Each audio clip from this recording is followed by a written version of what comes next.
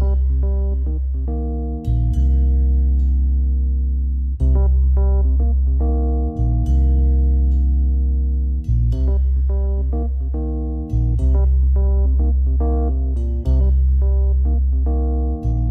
and welcome to another episode of Video Game Logic. Today's show was recorded on February the 15th, 2017. I'm your host, Gaming Psychologist. With me, as always, my late Valentine. Caffeine Rage. Here to make it a threesome. Kmiss. And all the way to an orgy. Go Shark. He doesn't sound too excited to be here. I'm excited. I was just imagining an orgy now. Excited. On today's show, we will be, of course, discussing the games that we played, and with four of us, there will be many of them. And the rest of the show is going to be the Valve show. We've got Steam Direct Publishing replacing Steam Greenlight. Steam Discovery 2.0 leads to game sales. Valve thinks modders definitely need to be paid. And Community Corner will mostly just be Tweet Central this week, since we have our only two participants on the show. Timestamps will, of course, be following their respective topics in the show notes. How you doing, boys? And so good, doing good. I was I'm mid-coffee swig.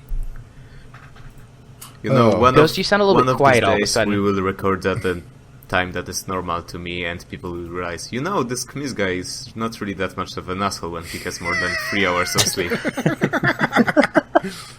Wait, how is that different when you're well rested? I'm just intentionally an asshole then.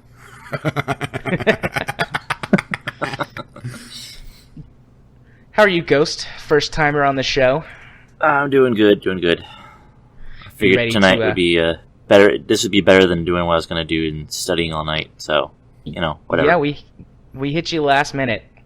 Yeah, procrastination. That's the it's thing. mostly to settle this feud in the Community Corner. Oh God, no! Are we going to do this tonight? All There right. Well, it's more, just throwing you two in, sitting back and watching you fight while Jared and myself have some popcorn. If No, I popcorn say makes right crunchy now sounds that- on the mic. If I say right now that we just agree to disagree, will you kick Ghost out? Hey, wait, what? Yeah, I was going to be nice, and I was going to start off with an agreement with you on something, but you know what? Maybe Part go of ahead and me take the wants gloves to off say, now. part of me wants to say yes for comedic effect, but the rest of me just says no because that would be mean. No, And I'm not mean. simple. If they agree to disagree, we lock them both in the crate and just shake it for a bit. Be like Schrodinger's cat. Are we both alive or dead? Definitely dead. You killed each other. Okay. Well, since we have many minutes worth of content for this show, let's just go ahead and dive right in. Who wants to go first talking about the games they played this week? Any takers? Ghost Shark. Yeah. How did I know that was going to happen first timer? All right. I mean, you listen to the show. You know how it goes. You know what? Do I listen to that show anymore? I can't remember. Probably not after this week. All right, so I guess first and foremost game that I played is Stone Hearth. Okay. It is a isometric view. Well, okay. I just lost Jared. Well, all right. Actually, it's on my wish list. I've had it on there for a while. Everything It's one of is the on ones your that's on wish list. Have you ever? the sorted. It's on the sorted part of the wish list. Have any of you guys ever heard of Towns? Yeah. Yeah, and massively It's- disappointed about what they did to it.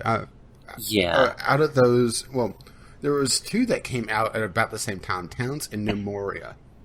And actually, I do remember that have one too, Memoria. So Stonehearth is basically like the successor to Towns, only it's actually working. And it's balanced better. Does that have a developer that's still active?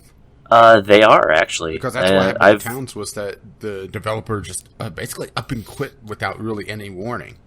Yeah, I do remember that, because I loved that game when it was out and about. But so no, Stonehearth, it's the same general theme, only it's better graphics. It's not the cheesy pixel graphics. It's kind of like chibi Minecraft. Yeah, it looks cute. But it's it sucks up a lot of my time. It's Also, not basically, perfect. it's your version of RimWorld. Yeah. Actually, yeah. Because Yeah. I fired up RimWorld last night to goof around with it. And next thing I knew, 7 hours had passed. Yeah, I mean that's I don't really. And it wasn't even I wasn't even recording. I was just messing around with a couple of things. Yeah, and then there's not a whole lot to do right now because it is still fairly early alpha. But you just build a little settlement. You fend off invaders coming into your territory, and you make people into the different professions and have them do different things. And It's essentially one of the better Dwarf Fortress Light or like, depending on how you want to phrase it, games, isn't it? I missed out on getting it in a bundle at some point on Repeats, if I recall correctly. yeah, I mean it's definitely the way you talk about Dwarf Fortress. It has some of the analogs to that too, but Yeah, just a little.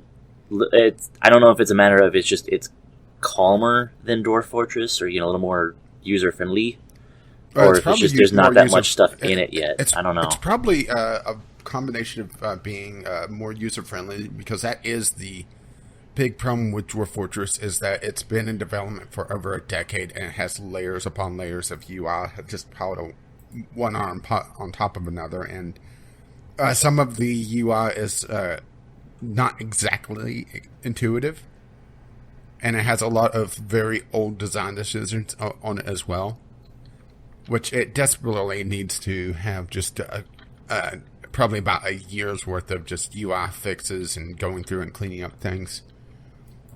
But also, Dwarf Fortress is a very, very deep game where the amount of fat on a dwarf determines how well they burn, for example. Huh. Yeah, this is nowhere near that in depth. It's you pick your classes and you have them do the jobs, and the farmer. Each class as they get better, they their job gets they yield better and better results. So Yeah, and I think we're boring everyone else. I see this.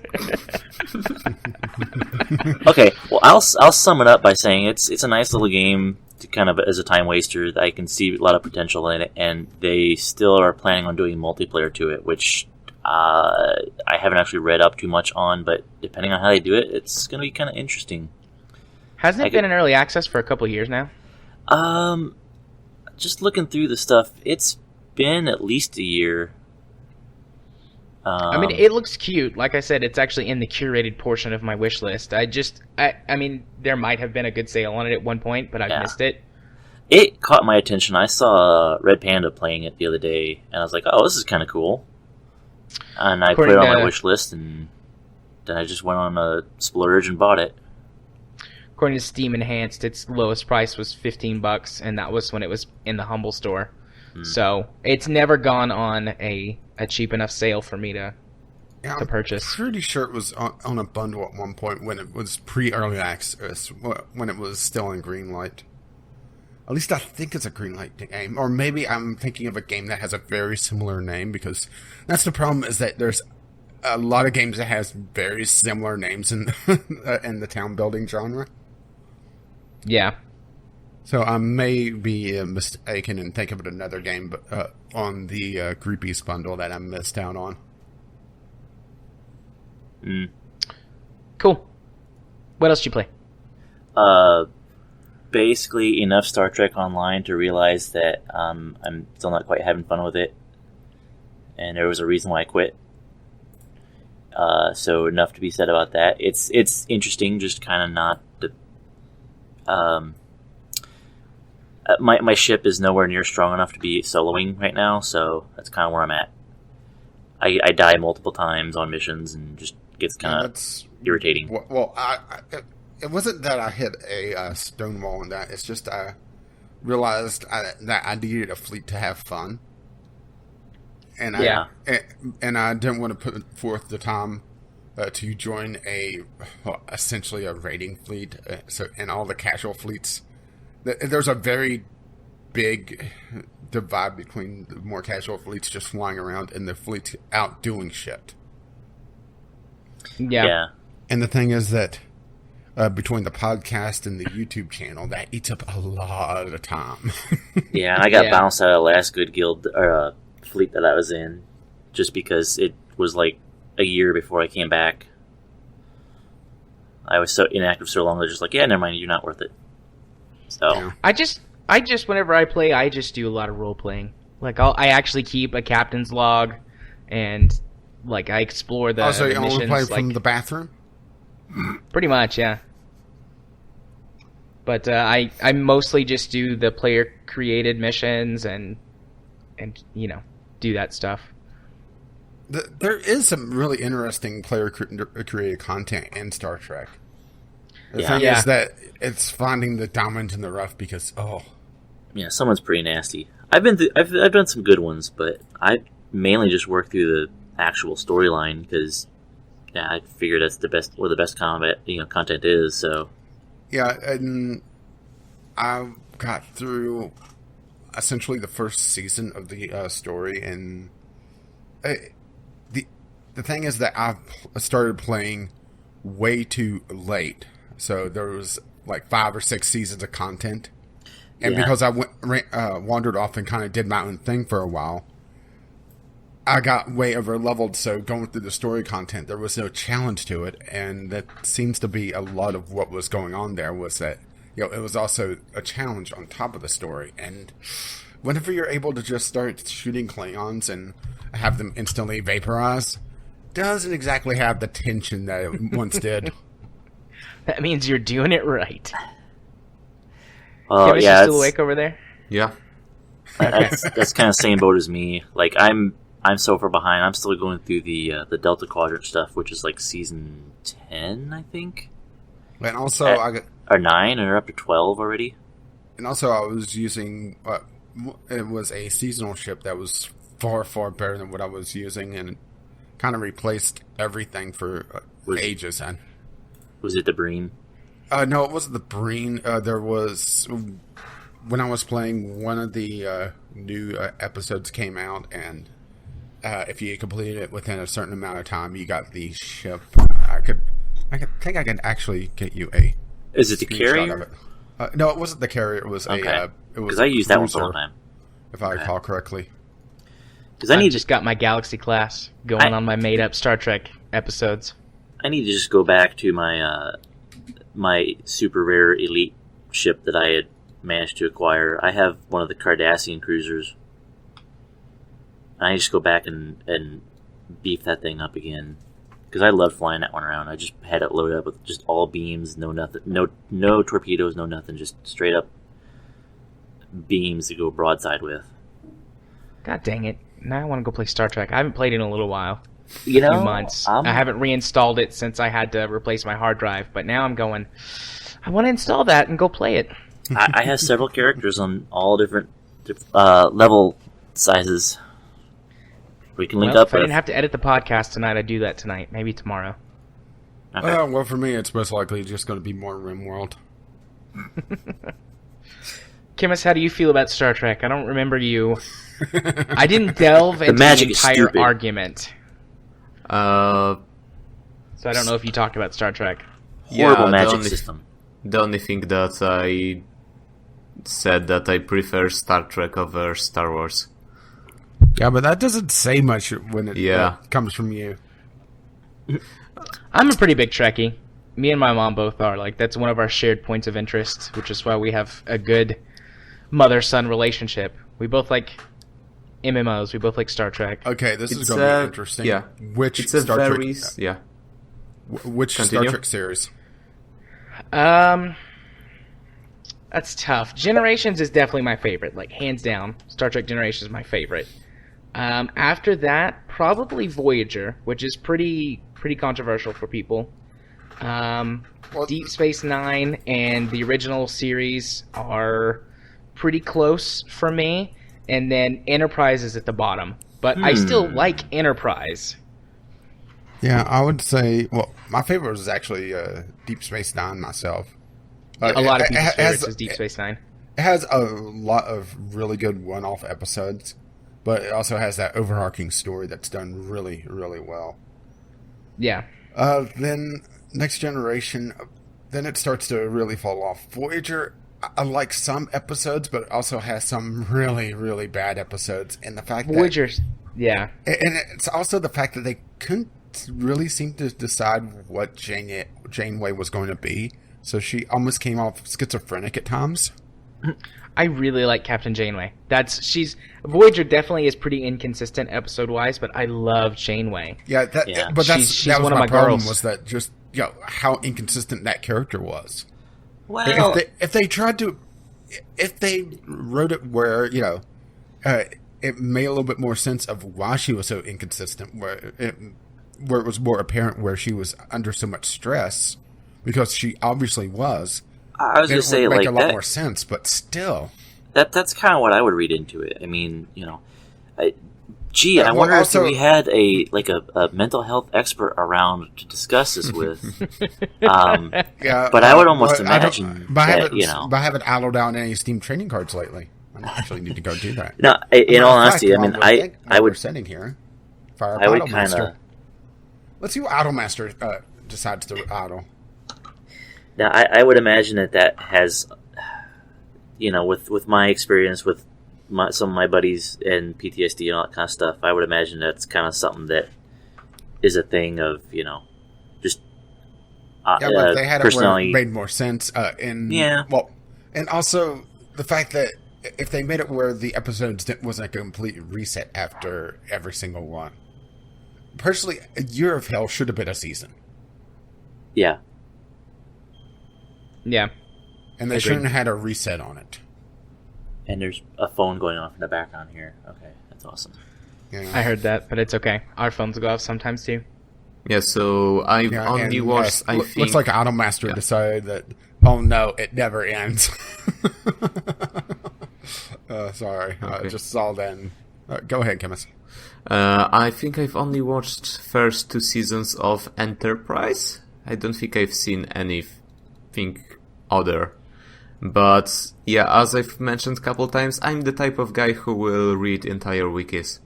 And I have read the entire wiki of Star Trek, and I find its universe pretty interesting, but it's very 60s, 70s. Just the whole idea of it.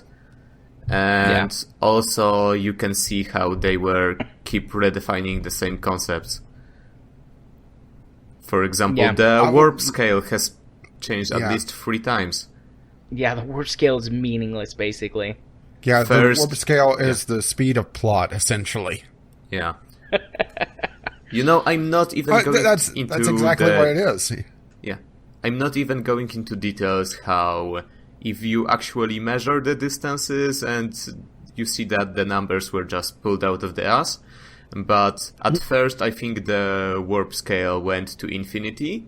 Then they redefined it to go up to 10, where actual 10 was supposed to mean infinite speed, which is kind of weird. And they decided... No, it means that you occupy all points of space at the same time, and then you turn to a lizard for some reason. Because of infinite speed.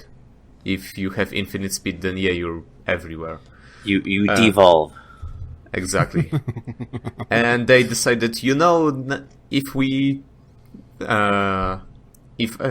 going at warp 9 and somebody else is going at warp 9.5, that doesn't sound really that impressive.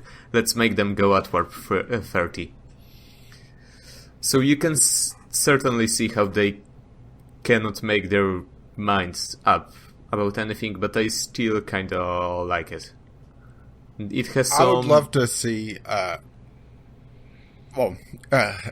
love the Star Trek characters, but in a more realistic-esque universe, like a mixture of Star Trek and Star Wars.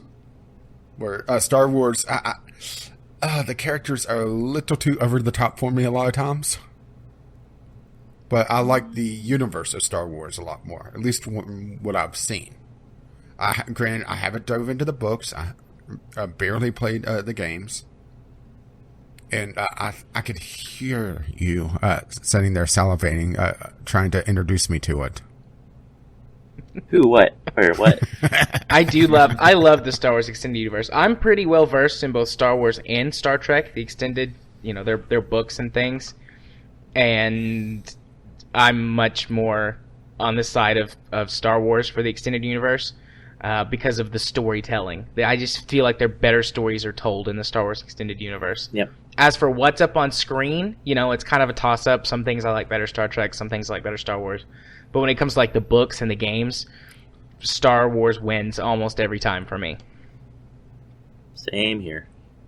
Yeah, even though it's not my favorite sci-fi, but I'm not even a huge fan of the original series, but Wrath of Khan is way up there for me. But it's hardly even this is going to sound really weird, but bear with me on this. It's hardly even a space movie. It's almost like they're in two submarines. Yeah, that the fight at the end in the nebula. Yeah. That's a fight that we haven't really seen anywhere else in, well, at least the Star Trek universe. I don't want to talk about the Star Wars universe, but just because I don't have enough experience with it to know if there's been one like it. But that's that's a unique fight for Star Trek. And the only other one I could think of they really changed things up was the very last Next Generations movie, where they rammed them. Yeah. No, there's in Star Wars lore, or in the Star Wars extended universe, there's a battle that pretty much, at least in my opinion, rips off the fight from the Wrath of Khan. It's in Clone Wars Ghost when the Carrion Spike fights the Admiral Tarantula. I can't remember his name. But that felt very much like that to me. I think I know which one you're talking about. I'm a little fuzzy on it. I was trying to rewatch Clone Wars. Speaking of which, did you see that? I think they're getting ready to take it off of Netflix. No, I didn't, but I finished the whole series. So that's fine. I got a message saying that it's going to be over in like March, which stinks, but whatever. Okay, we really need to get off. Should we march right along to your next game? Yes. Yeah, we really need to get off of this discussion. Yeah, I'll make it finish the show. I'll make the last one quick. And the picture I put in Discord is very relevant right now. I'm pretty sure we'll come back to it.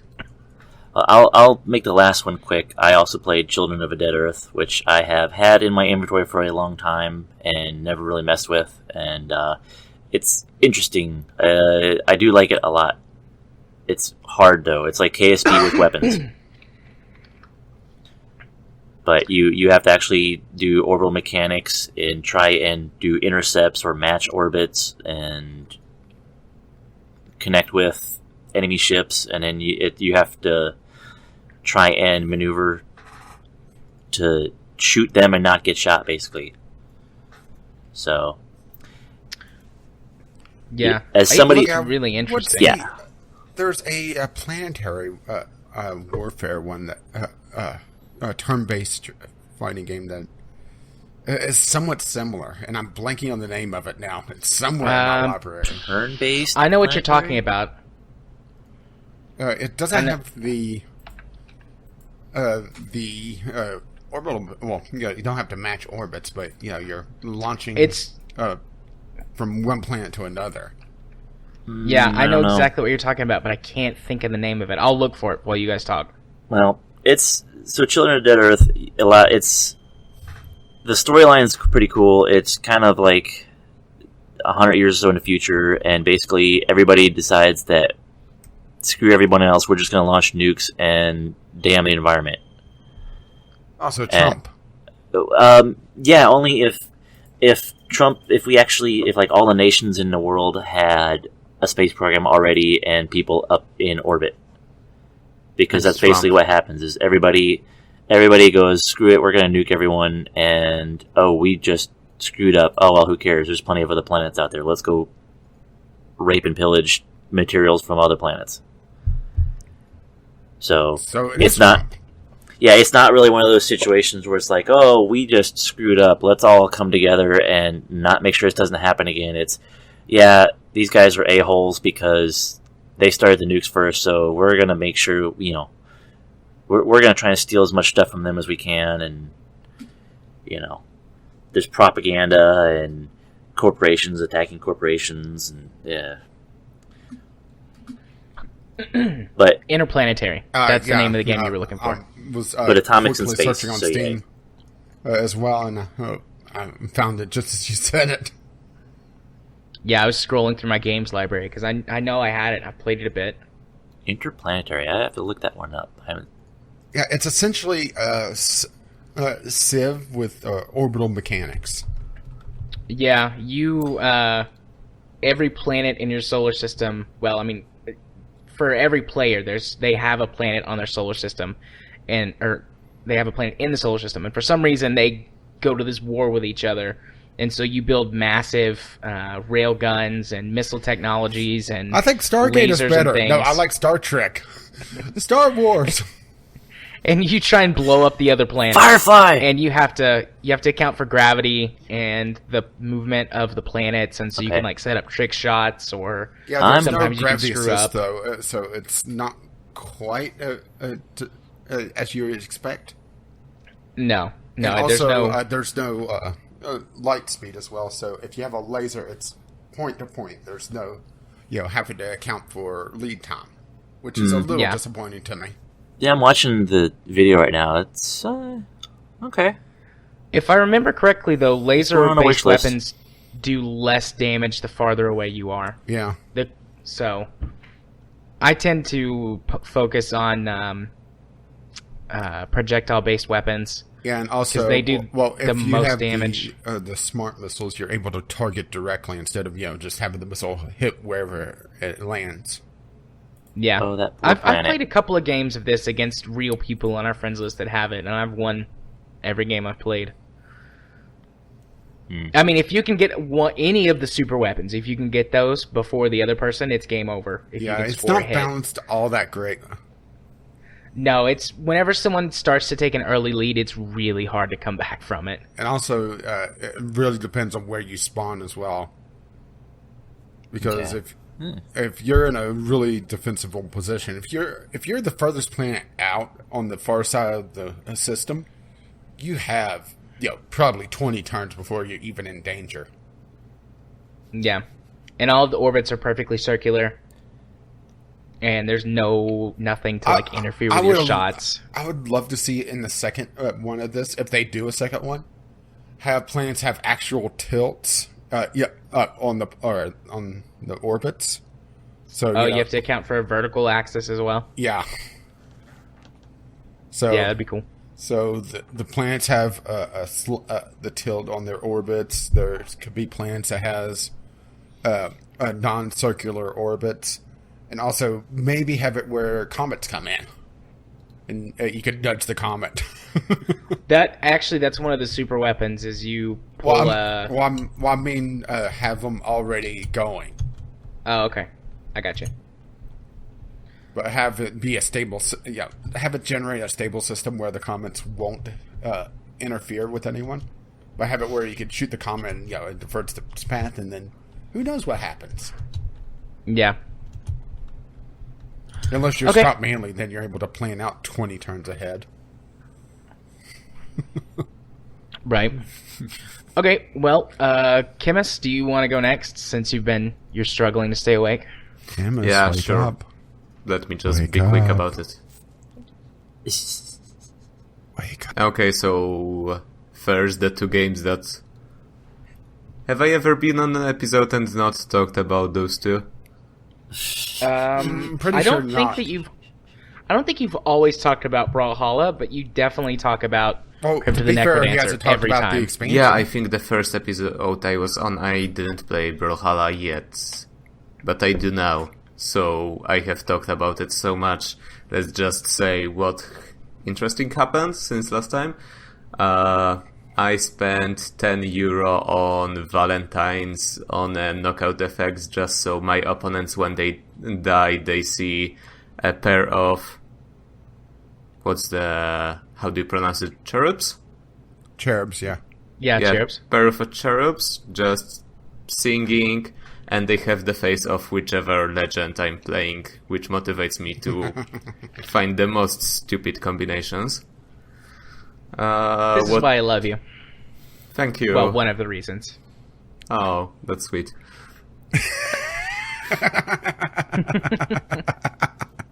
And also I have kinda taken over team effort because our admin was really inactive and the whole thing was going to shit.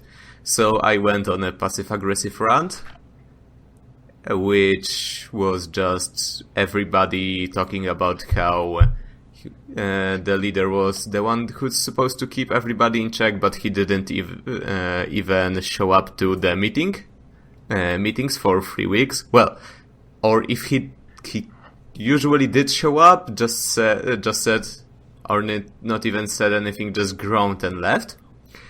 And he promised that, yeah, I will do much better from now on, and I snapped and just said, just give me admin rights. So Nice, and he just gave it to you? Yeah, I was... Well, I'm pretty sure he grunted first. Yeah. This is the type of situation when I know I'm either getting exactly what I wanted or I'm getting kicked out. Oh, no, it's a monkey's paw. You think you're getting what you wanted, but it's corrupted somehow. Yeah, I have been corrupted with power. And I love it. Yeah, baby. Yeah, so that is pretty much the only interesting thing that happened. Also, right now I'm reading up the lore of the legend that released literally 3 hours ago. She's a reaper that specializes in different deities. In different what? Deities. Gods, etc. Okay. Oh, that's I'm pretty going to cool. pretend I know Deities. what that means. Or deities. I guess both of them are correct. Your accent just made it hard to understand. Well, that's a It's little my own rude, fault for Jared. having. It's my own fault Wow. for having bad ears. Carry on. Not Hey, really. he speaks way better English than I speak any other language. Yeah, I'm fluent in Polish, English, and sarcasm. Okay, I can do sarcasm pretty well. Oh, I just speak Sure you English can. and bad English. Yeah, so as I've told many times over, I'm really into lore, and Brawlhalla lore, you wouldn't expect it to be any good, because unless you go specifically to the Legends screen to read about it, you would never see it, but I find it really funny, especially, and not only funny but clever, how different legends tie in together. I once tried to graph their connections, and turns out that pretty much all of them are connected somehow. For example, there is one of the main legends, she's called Bryn, she's a half Valkyrie, and she's the daughter of one other legend, and also she brought in a cat lady and a minotaur to Valhalla just for shits and giggles. Okay. Yeah, so that would pretty much be Brawlhalla. I don't really have that much to say about Necrodancer either, except that I absolutely love the new DLC, but it's still in early access, so I'm limiting myself not to get burnt out on it. Wait, DLC is in early access? Yes, that is the Necrodancer model. Well, it's not really... I wouldn't really call it a DLC, because the amount of content, I would say, qualifies it for an expansion pack. Okay. But this type of... Well, it's also Brawlhalla's a free play, isn't it? I thought Yeah. you said that was for Crypt, or the Oh, Necrodancer, oh, sorry. the DLC. I moved on to Necrodancer. Yeah, sorry. I kind of zoned out there for a moment.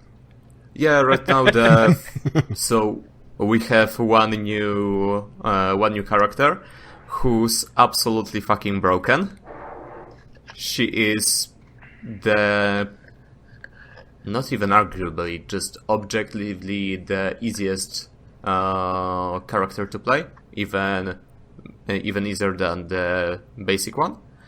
Mostly because she can transform into Bat, which cannot use any items, but her attack deals 4 hearts of damage, so 4 times the usual, and also heals. and she can fly.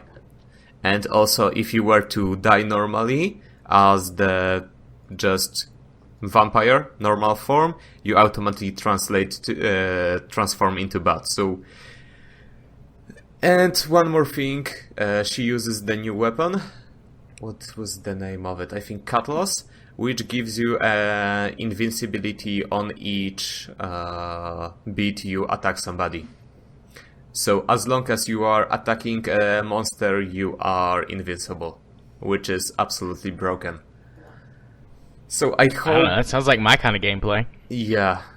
Yeah, actually, I think if you had trouble with Cadence, because Cadence starts with a dagger, and dagger is very difficult to play, mostly against monsters, mostly just positioning yourself. If you are on exactly 2 beats away, 2 steps away from a monster and it moves 1 beat, it's very difficult to be able to deal any damage. You have to somehow not move on a single beat, either by digging or attacking somebody, something else, etc. Cutlass, it acts as a sword, so it attacks 2 spaces forward, so that is no longer an issue.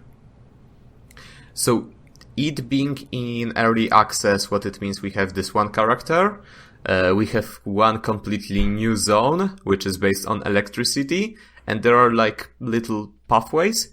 If you are standing on any pathways, you deal lightning damage. Well, it doesn't actually do any more damage, but it jumps from enemy to enemy.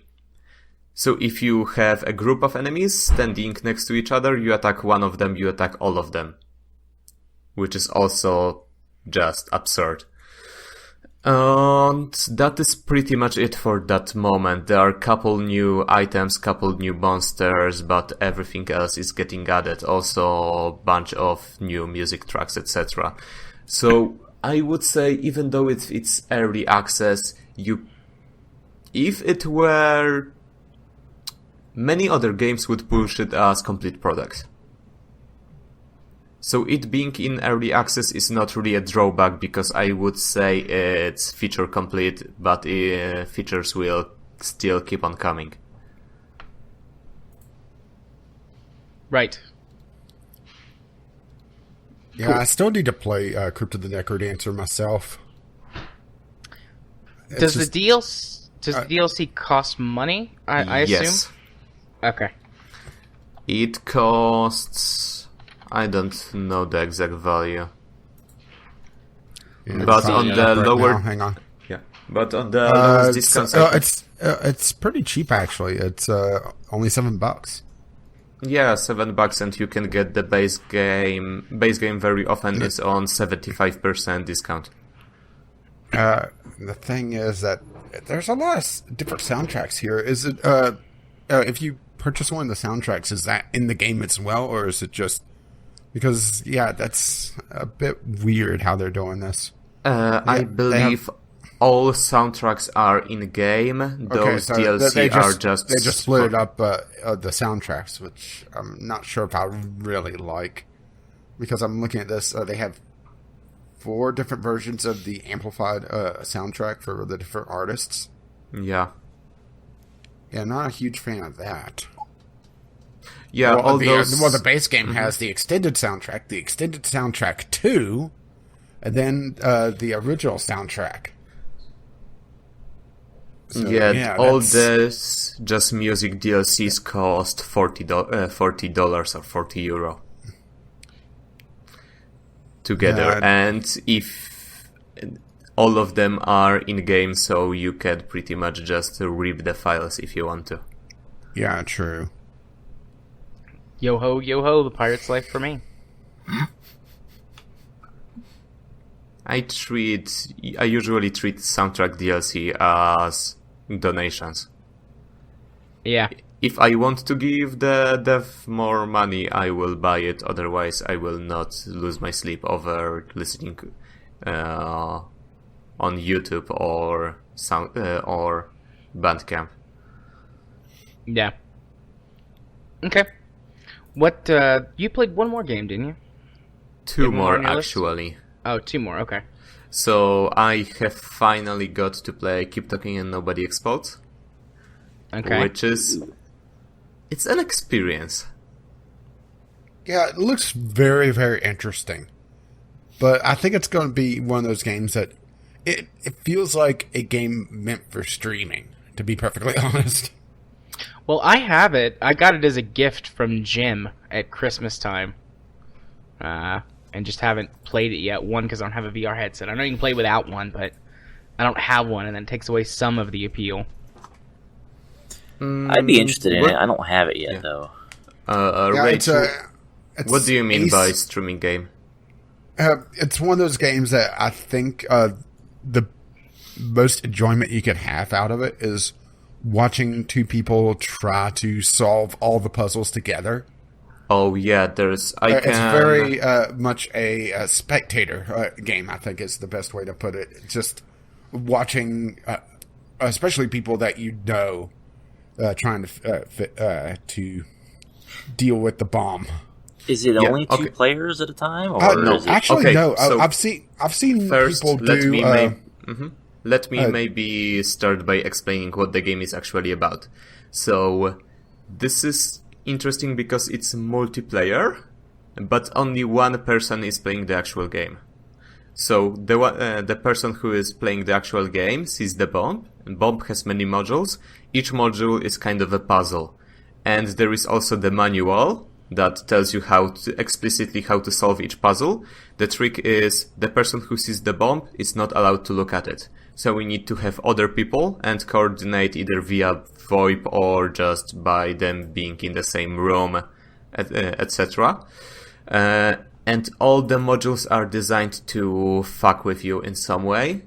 For example, there is a module which contains different words. Many of the words sound exactly the same. So there is there, they are, as two words, the exact same thing, just spelled differently. There, what else? I think that is those four. Also, those words are the ones you would normally use for coordinating. So there is a keypad. Also, the words used are left, right, middle, top, next, wait, what. So you have to be very careful. Usually the solution is just to spell each one. So you can go through some of it just playing one diffuser, one expert. Expert is a person who has the manual. But at later levels you probably need more of them. And you have to figure out a way. Some of the modules you can just describe fully to somebody and move on to work with somebody else, and later that first person will provide you the solution. And there is a channel, I think his name is... I've seen some of the videos that just one person describing to about 3 or 4 experts. And it's amazing to watch. Yeah, exactly. What I'd like to do channel is next time. Yeah. What I'd like to do is next time the in-laws are over, or we have some of our friends come over, we should print off the manual, and I'll do the bomb, and everyone that's here can fight over the manual and what to do. Yeah, absolutely, do it. The more the merrier. Well, the that's one channel way to name get rid of the is in-laws. Yeah, the channel name is LT Humus. And he usually plays with 3 or 4 other experts, and the coordination between them is amazing. Also, it's really fun. Oh, go ahead. What? Go ahead. Also, it's quite fun how you start to develop different code words. So one of other module is keypads. You have 4 different buttons, and depending on which buttons you can see, there is a table on the orders they have to be pressed, and all of them look slightly weird. Let me just see if I can Google it in the meantime. There is at first you have to describe each symbol how it looks precisely, but later on you will just give it some code name. And LT Humus specifically, I really like how one of the modules that he calls Kitty, just keys. And it's a random bunch of symbols. but everybody knows what a kitty is, so this works. You're talking about this, and you're reminding me of a game that I'm reinstalling on my phone now. It's called Space Team. I don't know if you ever heard of that. Yeah, it's a similar idea. I've seen that. Yeah, it's a very similar played idea. It, but it's very similar. It's more cooperative, though. That's the thing. Yeah. Because you have to bounce between several people, and I think one person doesn't even have to have a phone. They're sort of the captain, aren't they? Or am I No, thinking it's what it is like everybody is part of the whole crew, and like things will randomly show up on, you'll have random orders show up on somebody's screen, and they have to shout out what it is because it's never part of their console. Well, no, I think sometimes it can be part of their little console. That could be. If Jared could get BlueStacks working for an Android emulator, that would be hilarious to do over. Yeah, I played it with over stream. I played it with my stepson one time, and because like nobody else that I know would stoop to my level and play a game like that, because they're all they're all above mobile gaming, but whatever. No, when I played with him, and it was fun. It's just the problem is like some of the words are like, more than a fourth grader can handle, and I'd be shouting stuff, and then he'd be saying something. I'm like, "That what? What is that word again? Let me see the screen." Oh, too late. Never mind. Yeah, I've played it with a few friends before. Yeah, Jared, get the and it gets crazy. Yeah, get BlueStacks working. We need to do this for stream night one time. Because you get like 3 or 4 people that are actually halfway decent at it, and you get a run going for like 10 minutes, 10, 15 minutes. I think it's just only like everyone's local shouting network, over everyone else. Yeah, I don't think you can do it like across the net. It's just either Bluetooth or local network. Yeah, I think you can do it Bluetooth or Wi-Fi. That's disappointing. I wasn't sure if you could do separated. Yeah, make sure everyone's connected to the same Wi-Fi. Oh, okay, so yeah, I'm loading up right now. I wonder if we could do a virtual LAN for that, actually. I was going to say, we maybe could try virtual LAN if we could get it working. Wi-Fi doesn't... I don't know how bad the latency would be. That might cause a problem. Well, I'm still waiting on GI Bill money, and when I do, there's going to be some disposable income, and I want to try and do what I was planning on doing over the Christmas, and give a bunch of you guys a copy of Artemis. Uh-oh. Yes, so I would love to do that. Actually, there's another game. I just let the cat out of the bag, but whatever. I'm gonna have to go look for my through my wish list. It's essentially Artemis. It's in Steam Early Access right now, but it's supposed to be a bit deeper. I'm gonna go digging through my wish list for a bit. Yes, please do. Okay. Well, Actually, we've completely derailed Chemist, so let's let Chemist get back on track. Chemist is just posting random things to the Discord, which, if you wish to join the Discord, it's in the show notes. Yeah, so I posted the images on Discord because this is the easiest way. I can just copy-paste them. The first image is the kitty. That does kind of vaguely resemble a cat. The other one the next one butthole. And the next one may show something about me, but I see tits. Looks like a butthole to me. I see a pig's nose. Everybody I've ever spoken to, they either call it an Xbox controller or boobs. So you're not wrong about it. I can see both of those things. Yeah, okay, I just call it boobs because it's shorter. The third image is the list of the words. Okay, that's not... Your. Exactly. Can you imagine somebody with a bad accent? Yeah. Okay. Here it is. Here is the game, and it also has away missions. So yes, please. I'm going to drop it into Skype chat, and maybe I'll remember to put it in the show notes as well. And, I have no idea how good this is. It's still in early Pulsar. access. I'm familiar with it. I mean, I haven't played it, but I'm familiar But with it's supposed to be. it. It's supposed to be a lot like Artemis as well. Yeah. I think this is it, or maybe I'm still going through my. Pretty. It's supposed to have multiple players working on the same ship, if I recall correctly. Yeah, each player assumes a role aboard the ship: captain, pilot, scientist, weapons specialist, and engineer. Coordination will be essential in order to survive the perils that await you. Control your stations, blah, blah, blah. I have Yada, no idea yada. how So- good it is, but, alternatives. Yep. Okay. You were saying, Chemist, about the last image? Yeah, the last image is the part of the solution to one of the modules. It's a 4-bit Venn diagram, which looks kinda crazy. Until you learn that the original... that in the, I think, beta or even closed alpha, there are actually 7 different informations. You need to solve it. So originally it was a 7-bit Venn diagram, which I am posting right now. Jesus Christ. That So thing this- is crazy. Yeah. I can't even see it all. But That looks like it should be a star chart, like a sci-fi star chart, I like not my- a Venn diagram. I stand by what I said. Well, Yeah, sorry, pretty much. you're going to die. We have died many times over. Well, I have. No. I'm the one defusing the bomb.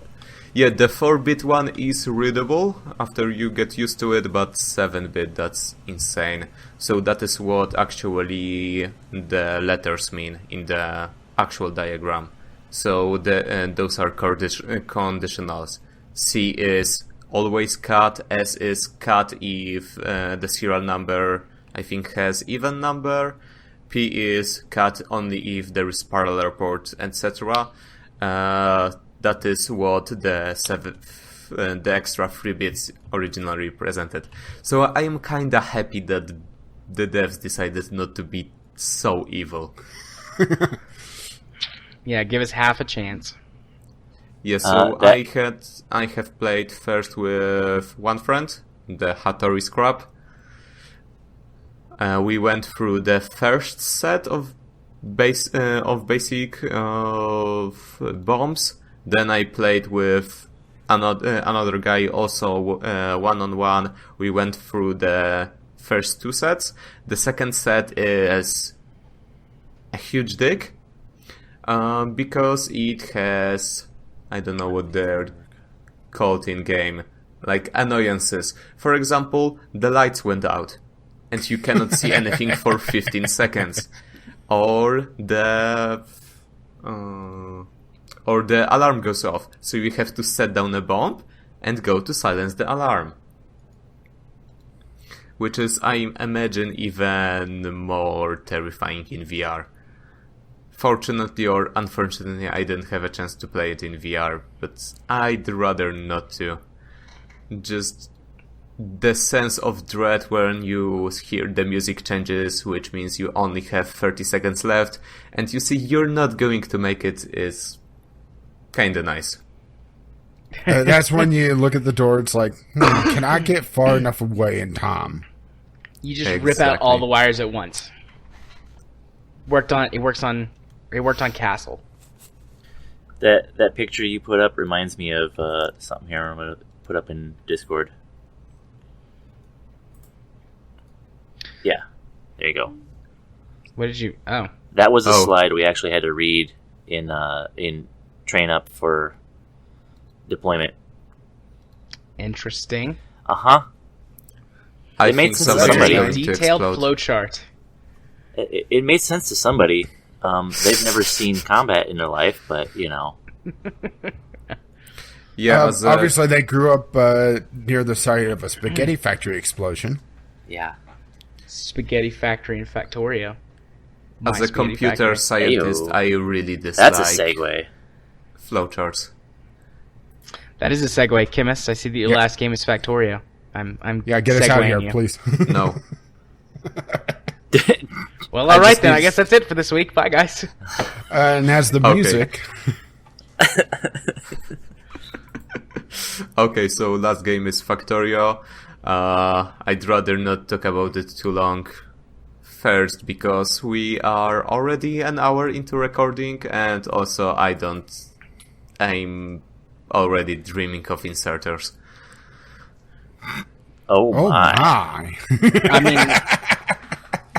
You're rubbing off on I me, also Rage. have Factorio talk to talk about, so I mean, if you're gonna pass, I'll segue to next, and we'll make Rage go last this time. You guys can geek into it together. what's that, your bathroom first game break is for me then? Factorio, so we can kind of talk about it together if you want to.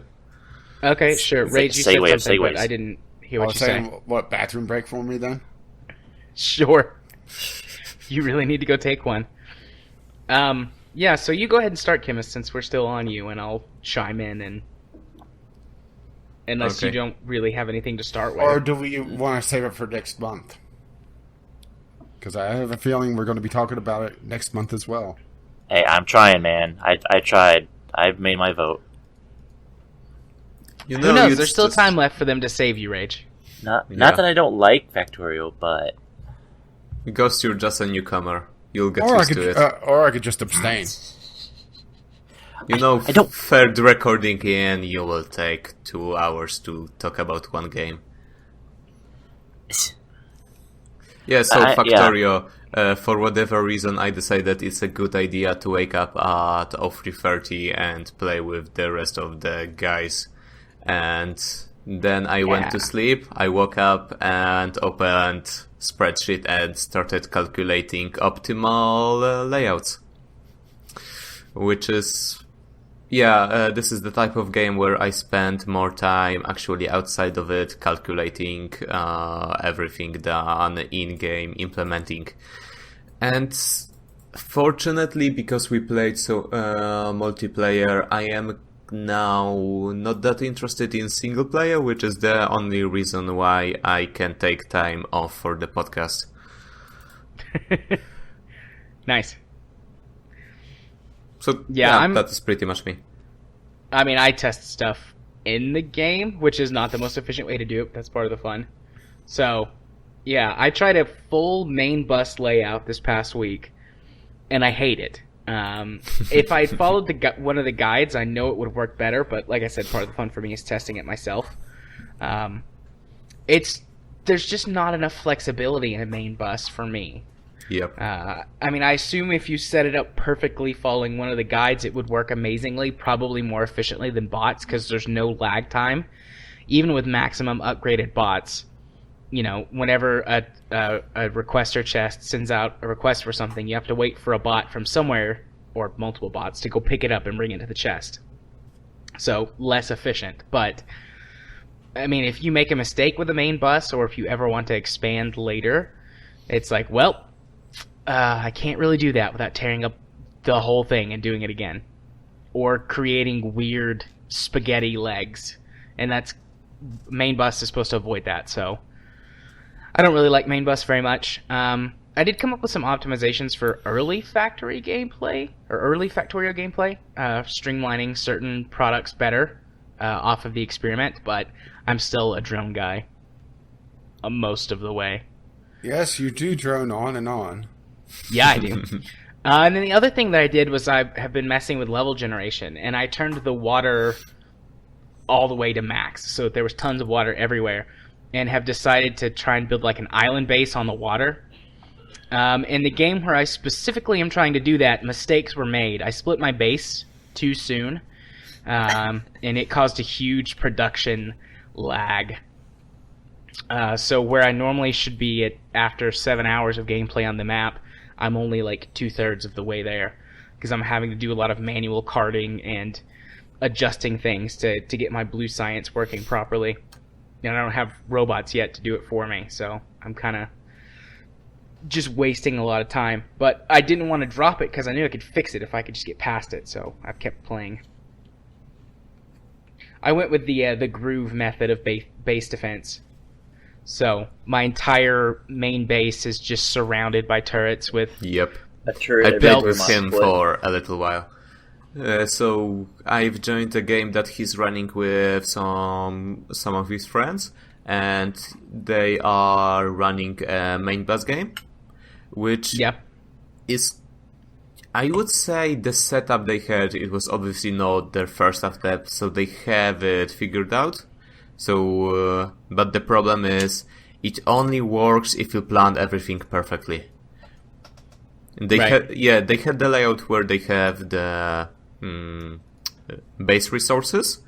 You branch off them, go into factories, then bring those manufactured products back in. However, if you are trying to adjust something, it is pretty much impossible. For example, I wanted to branch out at some place into storage chests, because before that they didn't really use. They only use robots for repairs, mostly for their defenses. And yeah, it was just one layer of gun turrets, as tight as possible. Behind that, another layer of laser turrets. So if occasionally I would see just alert saying 70 turrets are engaged with enemy. It was just one single enemy. Yeah. If you were standing too close to that, you were deaf. Nice. Yeah, so My, I wanted to hook up a little bit of logistic networks just for personal supplies, and I needed to siphon out of it.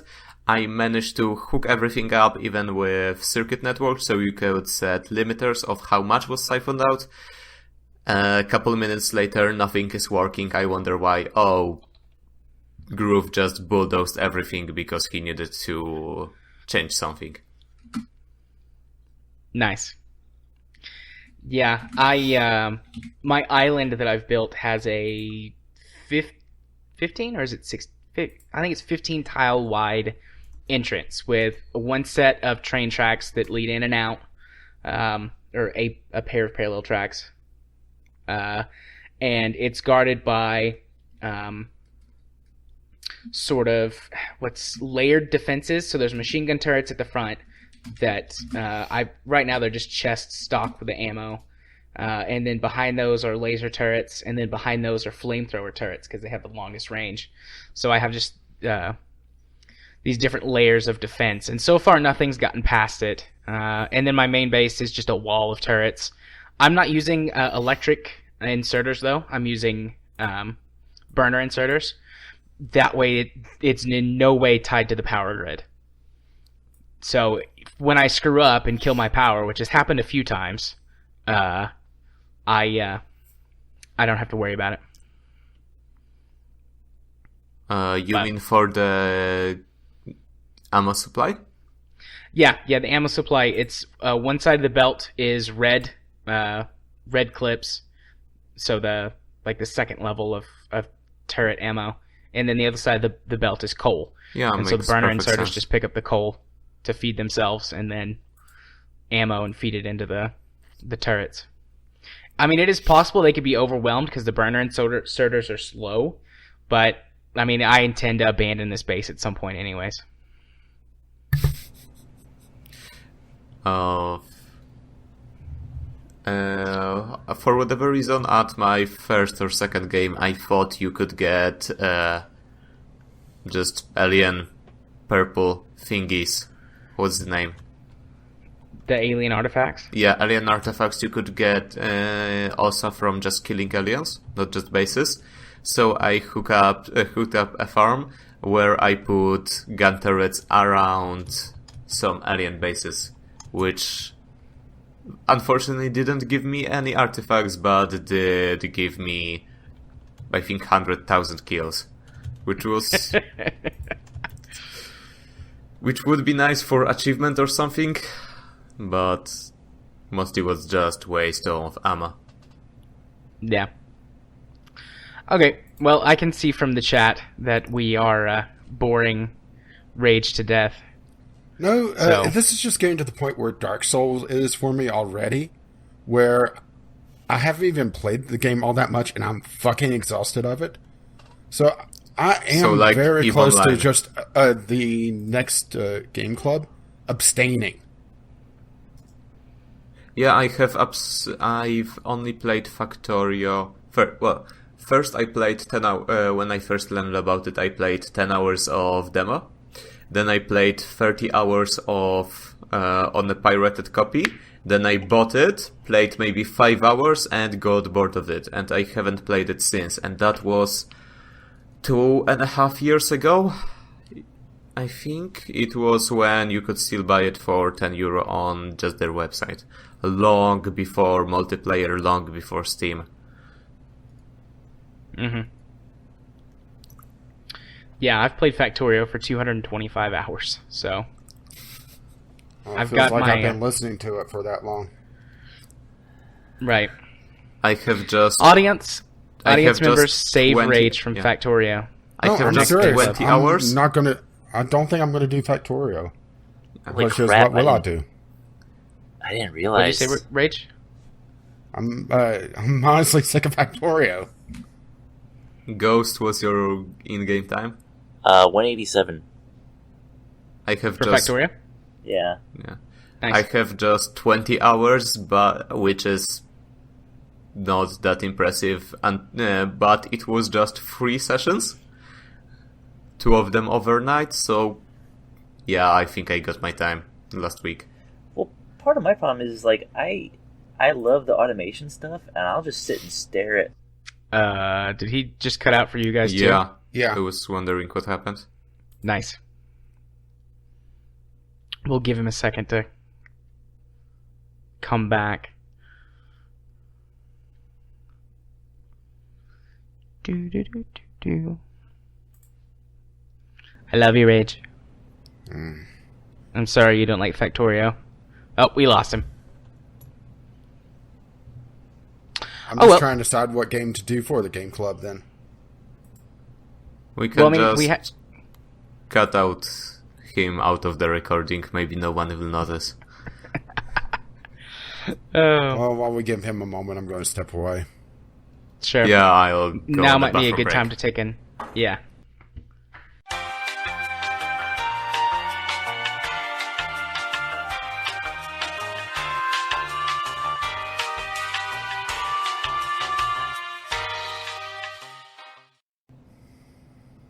Yeah, you were saying something about how you like to stare just at the factory.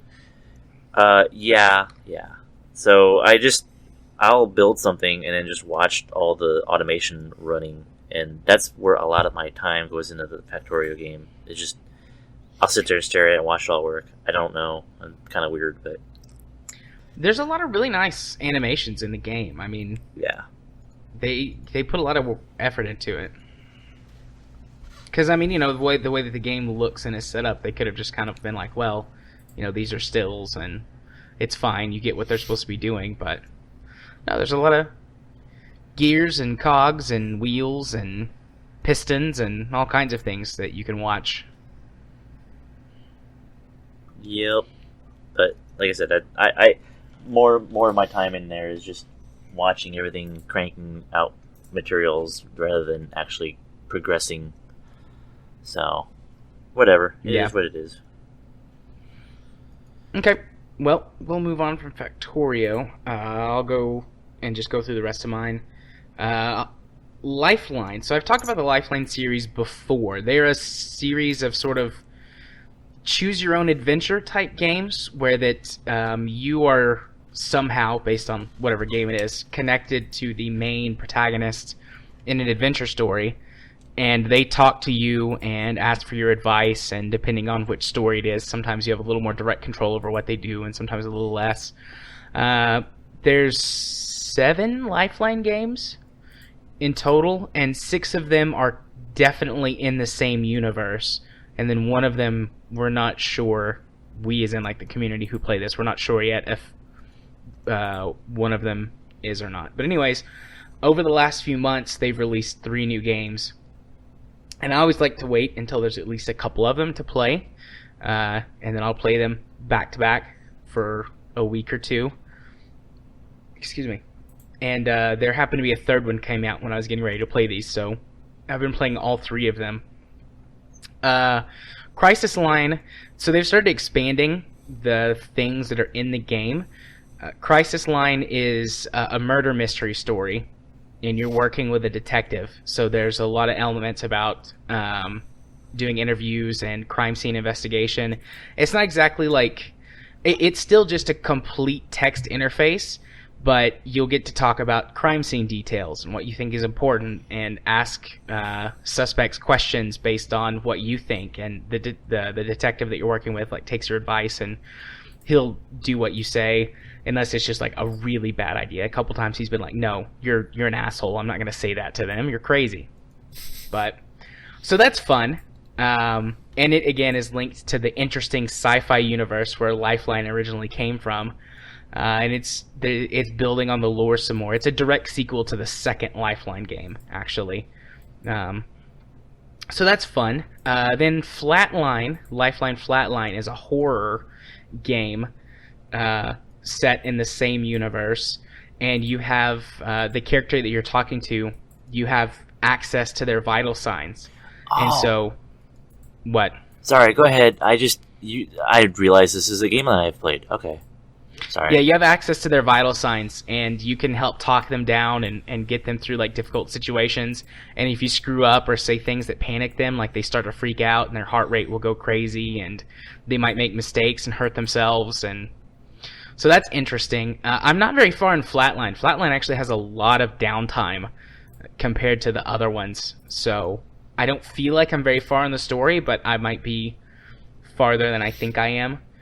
So far, I haven't died in Crisis Line or Flatline, but I'm sure I will. You know, you always make mistakes and die, and when you do, it lets you go back, and you can try and change your decision and see how far back you have to go before you get off the track where you die. But so Flatline is interesting. It's not very scary, but I think that's the point. Like, it's a horror game that's not scary to you because you're not there, and they can only communicate with you through text. But it adds an interesting layer to it, because without the emotion of verbal communication, sometimes I'm like, well, I could say this, and in my head it sounds like I'm trying to be comforting, but then like when you text it out, it's like, what are you talking about? That's really insensitive. And it's like, no, but wait, you know, I have no way to convey inflection to you. Can so you it's use interesting. emoticons? No, you cannot. I would just use poop emoji all the time. Oh my god, I hear something coming down the hall. What should I do? Poop emoji. Actually, that might be fitting, though, because, you know, you shit your pants. And then the last one is called Halfway to Infinity. It's the third game in the original Lifeline storyline, with the main character in that, his name, well, the name is Taylor, and you never find out what gender they are, because Taylor's kind of gender neutral. And so it carries on with all of the crazy sci-fi stuff that you've been doing in those two games. And it has like a time loop and an alternate dimension, and you can get caught in a time loop, and you have to figure out how to break it. It's interesting stuff. I got stuck repeating the same thing for way too long. Like, no matter what solution I tried, I got stuck repeating the same thing, which was a little bit frustrating, but I like Taylor the best. Taylor's like this nerdy teenager with tons of references to all kinds of nerd culture, so it's fun. Has a lot of good song recommendations in it, actually. There's this one point where Taylor's trying to sleep, and Taylor's found this playlist on the ship that you're on called Lonely Space Songs or something like that, and it's 15 actual songs that Taylor encourages you to go listen to on YouTube. That's one thing that these three games have done a lot more compared to the first four, is they encourage you to do a lot more research and interaction outside of the game. Crisis Line is set in Austin, Texas, and Alex, the detective, is like telling you like, yo, you should Google this and see what it looks like, or you should Google this view, or you should Google, you know, whatever. And he asks you questions that, I mean, you could just happen to know, but I've had to Google several things to answer the questions. And, so you know, it has elements of ARG, right? Yeah, it does. I always find the concept of it interesting, but most of the games I've tried did not do it well at all. Especially since if the game is any popular, you Google something, the first thing you notice is the walkthrough of the game. Yeah, so far that actually hasn't happened because a lot of the things that you're Googling are really generic at first. Like, okay, so in Crisis Line, one of the things you have to, well, I mean, you don't have to, but one of the things that Alex asks you to do is to figure out how long a flight takes, because he wants to know if he has enough time to go do something before he has to meet this person. And so I just Googled, like, how long a flight was from Houston to Austin, Texas. And it pulled up, listings of flights. It's like, I don't want to buy a ticket. I had to go. It sounds weird. It's like I had to go through the hassle to figure out how long it actually took the flight to be. But it was just really interesting. Like, oh, this game has compelled me to go do something and come back and report to him. They do a really good job with that. The first 2 games don't have any of that at all, unless you want to look up something just to, like, because you're curious about it. Because the first game is sci-fi, so it's got some space stuff in it that you might have to look up. And then from game 3 on, they start adding little elements, and Crisis Line in particular has quite a few. Halfway to Infinity had one too, where you had to look up what kind of fire extinguisher was used to fight what kind of fire. Do they all do that kind of thing where it's like you get so much time between conversations? Yeah, that's What do you what mean I so was much? about to 'Cause I ask. know, like Lifeline, yeah. You talk to him for a little bit, and it's like, all right, cool, I'm gonna go take a nap, and then like you didn't hear from him for a few hours. Yeah, it does So they all have do that. that. Okay, that was kind of cool. I like would that. hate it. You can turn it off. That's... I don't know if nice. they went back and updated it, but the original Lifeline doesn't have that option until you lose. But all of the rest of them, you can change it to what's called fast mode right off the bat, and it removes the waiting between stuff. Because I can see how it's compelling, but if I want something to do and the game would tell me, okay, just see you in 3 hours, I would be slightly annoyed. Yeah. I like tried it. one of them, and they said, "Oh, well, I'm going to go to sleep now," and it's right when I was awake, so it just kind of Yeah. It can be frustrating for sure. But as someone who's big on storytelling, I really like it, because it's like, well, okay, that makes sense. He's gonna go take a nap because he's tired from fighting for his life for whatever. Yeah, I'll let him take his nap and go do something else. I think But there was I a totally game I understand. looked at that had elements of real time. So some events you could only solve at specific time, but it didn't let you choose your time zone. Which Are you means talking- you couldn't actually beat the game unless you woke up in the middle of the night, because the only time zone it could use is US East. Are you talking about Seems that like arcade design game? oversight. I have no idea what the Or game that was. mobile game? I played a mobile game a few months ago that had that. It was like you were in a chat room and stuff would happen, and you'd have to use the premium currency if you missed the actual conversation to go back and participate in it. Mystic Messenger. That's the name of the game that I'm talking I've about. heard about it on Co-op Channel, but I didn't look at it. Okay, so I guess a game similar to that then. There's been several of these popping up. I've actually tried a couple of others, but they're very poorly translated from other languages, and they don't work very well. Lifeline is at least, for me, yay, English as the primary language that they're produced in. But the other ones I've tried have been like Russian, or I think one was Dutch, and the English translations were terrible. Ooh, I might know that one. So, but yeah, those are the Lifeline games that I've been playing. So they're a lot of fun. And then the last game that I played this week, aside from If My Heart Had Wings, but can't talk about that till Game Club, is Executive Command, which is a little mobile game, and there's one for each branch of the U.S. government. And they are learning games, which I didn't realize at first until I started playing it, but it was actually pretty fun, and it doesn't take very long to do a full playthrough, which is a single presidential term. And what you do is you pick a president, and there's a whole bunch of ones you can choose from. They're just like pictures or avatars, white man, white woman, Hispanic woman, Asian. I picked Asian woman. But anyways, you pick a policy that is like your thing, and mine was clean energy. And so your main goal is to push that policy and get it passed by the end of your presidential term. or get legislation passed to do what you want with it by the end of your term.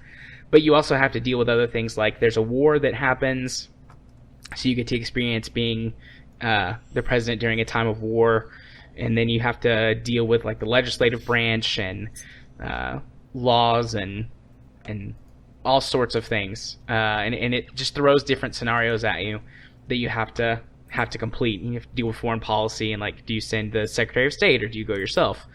And it's actually pretty fun and really informative. Like, it starts off really, really easy and like walks you through each of the different types of scenario that the game is going to throw at you. And it's like, oh, this is a bad part of a bill. You should veto it because this part is bad. And maybe they'll bring it back to you revised so you can try again.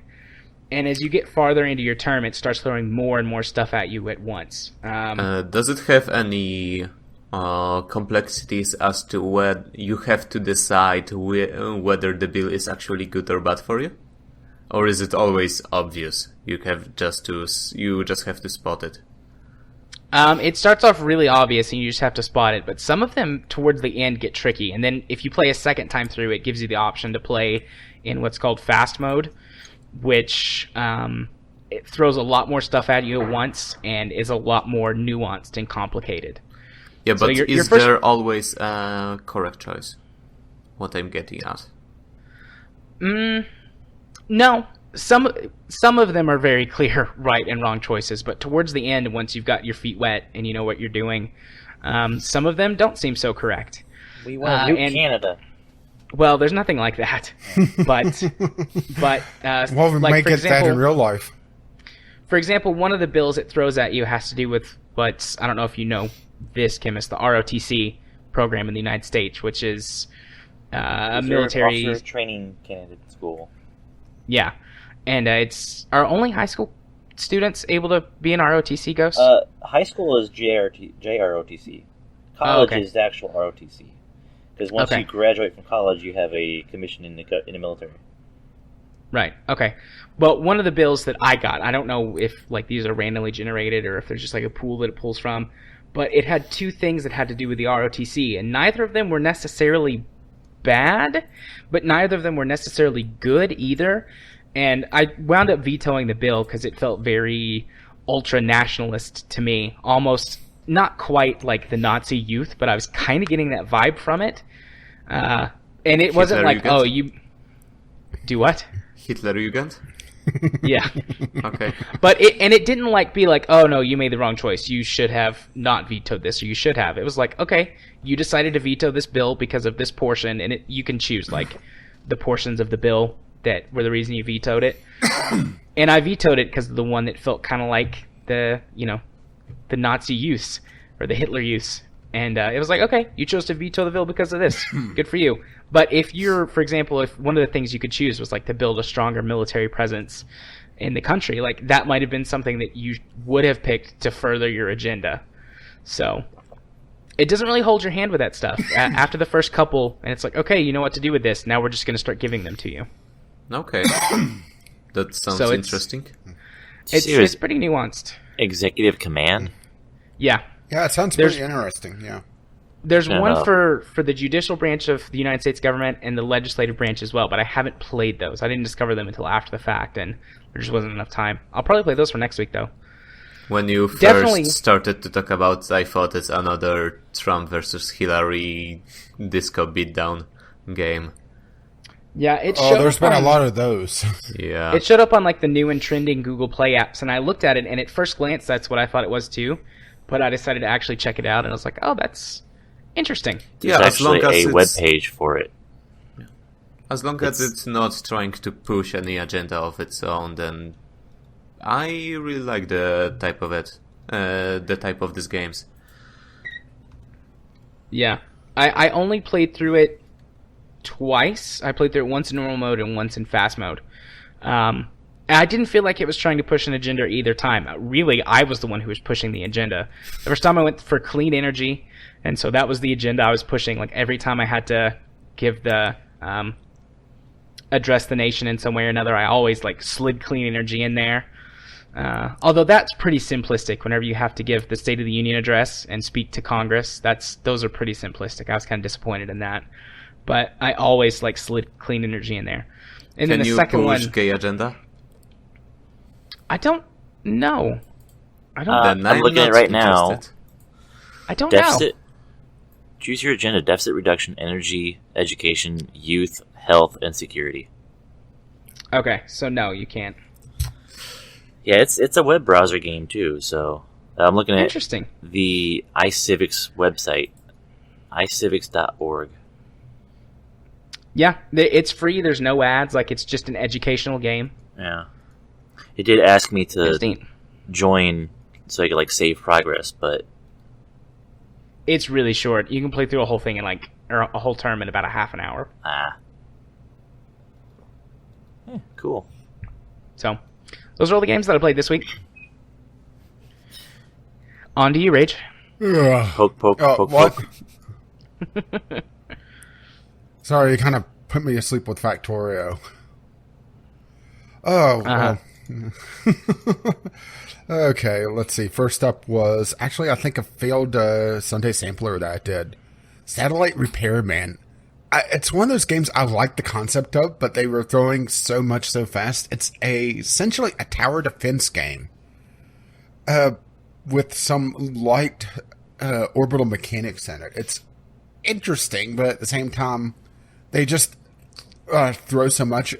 My main problem with it, well, first of all, is that you're having to build so much for each satellite, and that's the only way that you can see incoming missiles for your tower defense portion of the game. And there's just such a slim time frame on everything. It's hugely timed. It's just one of those things that if they slowed things down and made it where you didn't have, I would say, 30 seconds to spare for to try to save yourself, I would have had a lot more fun with it. It feels a lot like a mobile game, to be perfectly honest, just the way everything is built around it.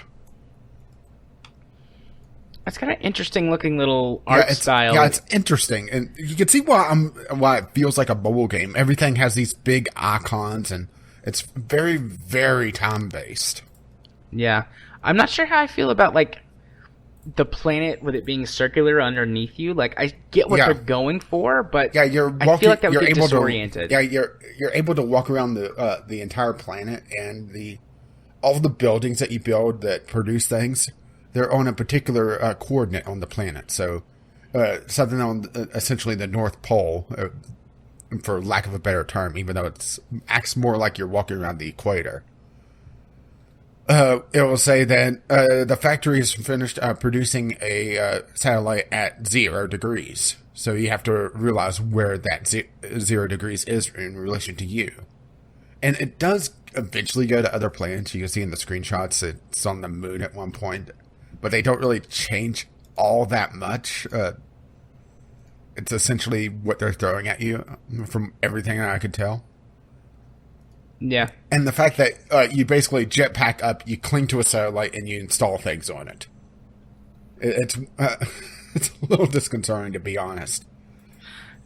And, well, like I said, the big thing that broke it for me was that, okay, in order to get a satellite to the point where you could try to protect yourself, this is assuming that you have a ground station in play, which some levels have them, some levels don't. You have to produce a satellite at the factory. Then you have to tell the factory to produce the modules for it, the radio module and the radar module. You have to collect all those, jetpack up into orbit, make sure that you're still in comms range for for your ground station, deploy the satellite, then dock with the satellite, and install the modules. And then you have your eyes on the sky, and you're able to see the missiles incoming. And this is, of course, assuming that you also have a defense system on the ground as well. If you don't, you have to get your factory to make a defensive missile turret and deploy that somewhere where it's able to protect your ground buildings. But at the same time, you have to make sure that your satellite doesn't go further around the orbit where it's no longer protecting you. You can see why it's a little bit like they throw a little too much at you too quickly. Yeah, this UI doesn't seem very intuitive either. At least from the very video and screenshots. Yeah, it is very clunky on how you're handling everything. You have to essentially enter the factory, and then it has a menu pop up to say, okay, you want to build a satellite. Well, and from what I could tell, there was no way to really go back in the menu, so it was very easy to tell the factory to start building something that you don't need, and then you're kind of stuck with it. Right. Okay. It's an interesting concept, but it's just flawed. Yeah, it looks really interesting, and it's not very expensive, but I don't think I'd pay $4 for this game. No. If it had a I think this would be a good game to have a demo for. Well, you can see why I was thinking it feels a lot like a mobile game. Yeah. It definitely looks like a mobile game. I don't feel like this would play at all on a touchscreen. Honestly, it doesn't play all that well with mouse and keyboard. Did you try it with a controller? It's a full controller. Yeah, I did, and it doesn't help. Because everything is in the menus controlled by the D-pad. It just wasn't fun. Just a concept that I like, but it just bundled. Yeah, good concept, poorly executed. Yeah, so let's move on to another game that... this one, I have a little bit of mixed feelings about. I liked it overall. Gunmetal Arcadia. This is a retro-inspired roguelike. Drawing some inspiration from, like, Legend of Zelda 2, the side-scroller one. Yeah. Or really any very, very old NES platformer beat-em-up.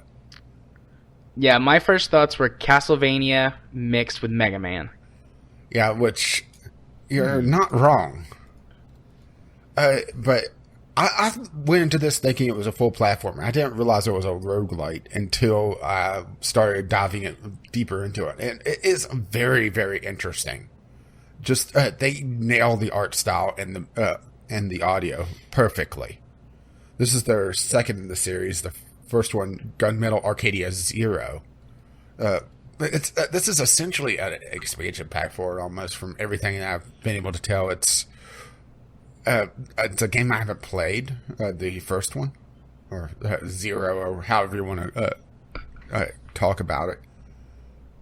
But it's a lot of the same ideas.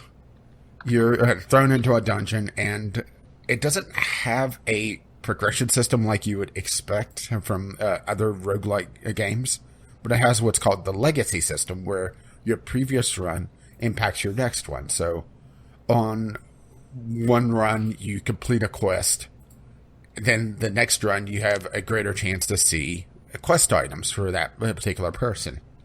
If you join a particular faction, you have more chances to see that faction on your next run. But it's only for your next run.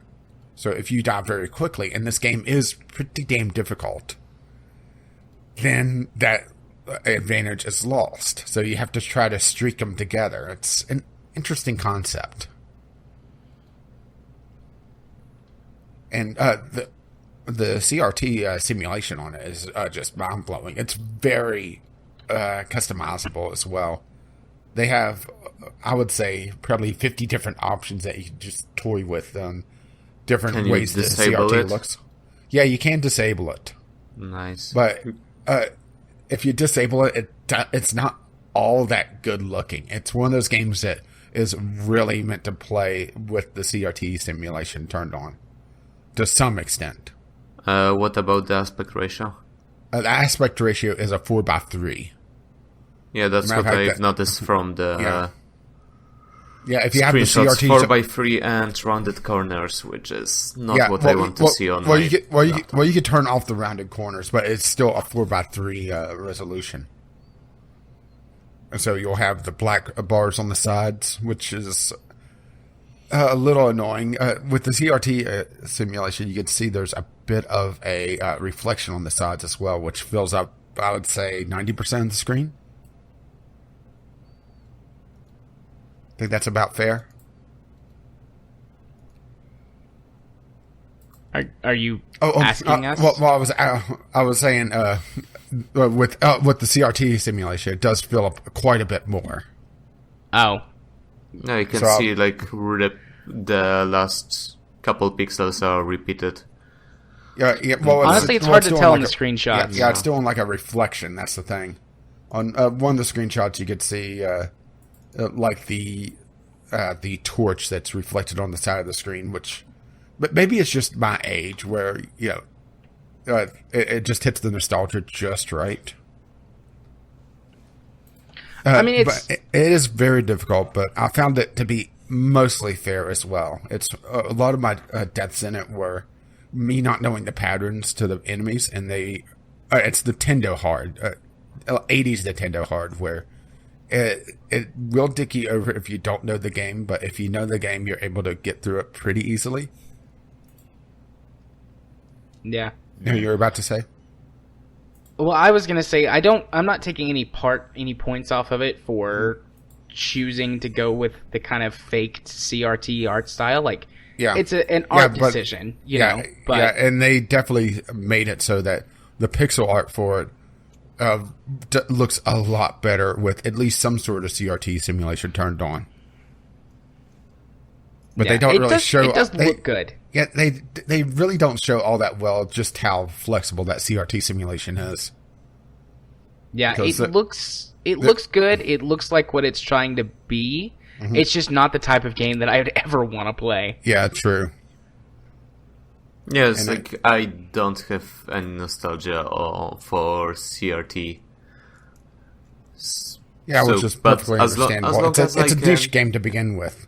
It's a As long niche as I of a can niche, so I think disable it's going to it, have a bit I'm of problems fine. sales-wise.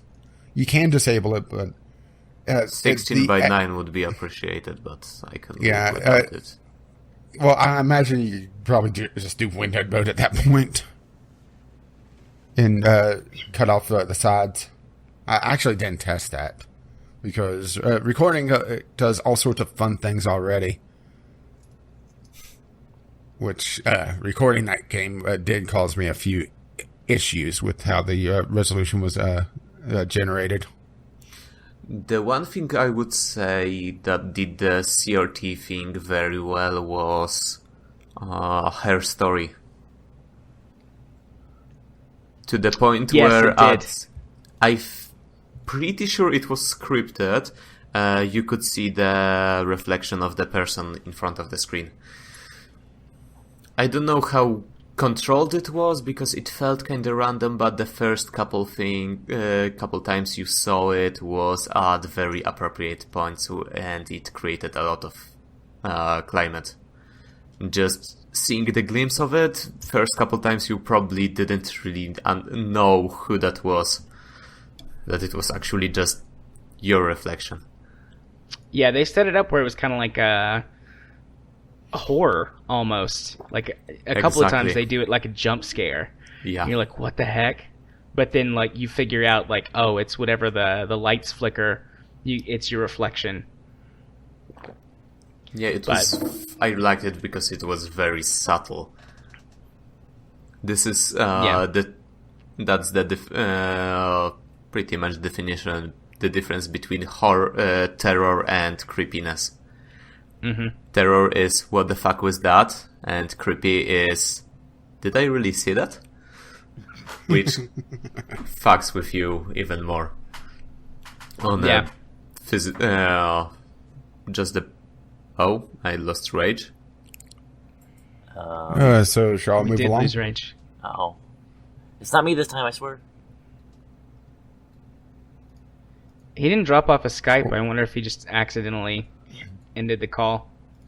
Because you dropped off of Skype, Ghost. Yeah. Yeah, I just lost the call completely there. Okay. Oh, weird. Yeah, it just called me back. Oh, well, that was me. I called you back. You Yeah, didn't- so you whatever. didn't lose Keep much.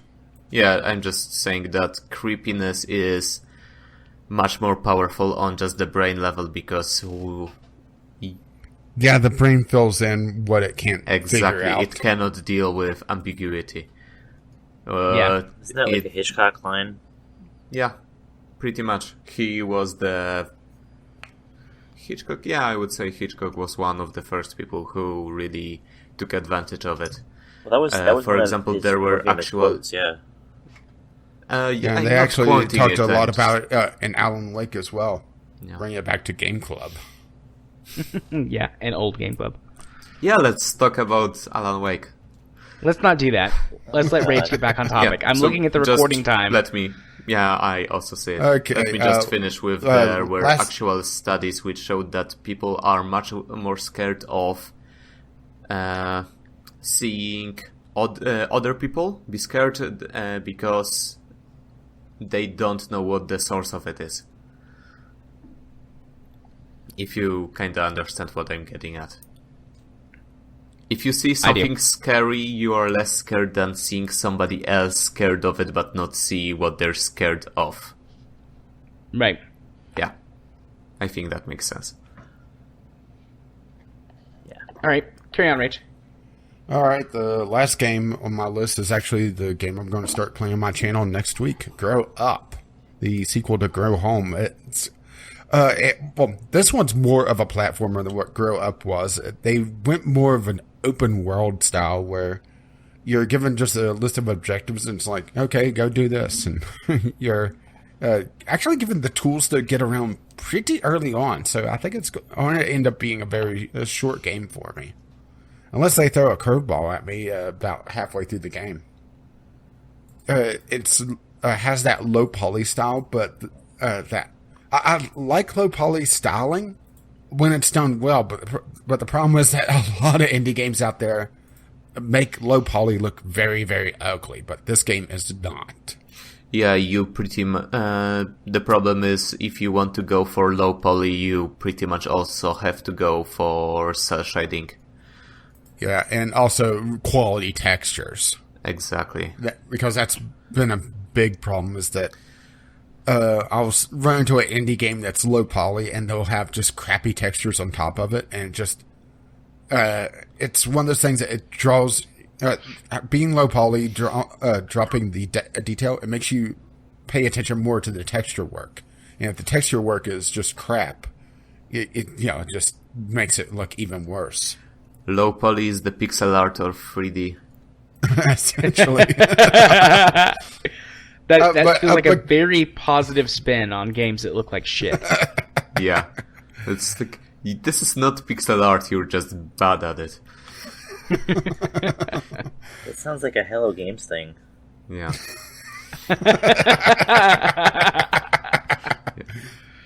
Somebody had to do it. Somebody had to beat the dead horse. Yeah. Get out the glue bottle. Yeah, you beat that dead horse. If your game runs at 640 by 480, just because I can see the pixel doesn't mean it's pixel art. You're just being a hipster. That's all it is. It's a hipster game. But getting back to Grow Up, it's like I said, it's more open world, and I've kind of already started to sequence break and just go off on my own and do other things. And they throw challenges in as well that unlocks different cosmetic things. From what I could tell, you don't have to do them, but they're usually some sort of platforming challenge, which is interesting.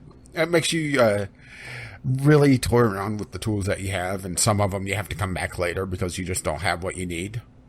For example, one of the challenges I couldn't do because I didn't have an upgraded jetpack yet.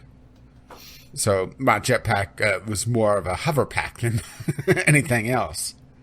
So I can't do that yet. I have to go get power-ups and come back later and try to do that challenge again. What are actually those challenges? What do they mean to the actual game? Are those side quests or are there actual progression? They're, from what I could tell, just side quests. Okay. Think of it almost as... this is going to make them sound even worse. The Riddler challenges from the Batman Arkham series, where it unlocks mostly nothing. I haven't played that one yet. But for this, doing every so many challenges, you get a cosmetic thing. Like the first, completing the first one makes Bud, the character that you play, gives him a bee outfit that he can wear instead. It's cute. Yeah, and it has the same thing going on from the previous game, where everything is procedurally animated, so Bud stumbles around like he's drunk if you're not careful. And there's still a lot of clapping, but they give you the tools to be able to navigate a lot quicker. Like within the first hour and a half that I've played so far, I've gotten the glider, so I'm able to fly around. I've upgraded my jetpack so I could move around.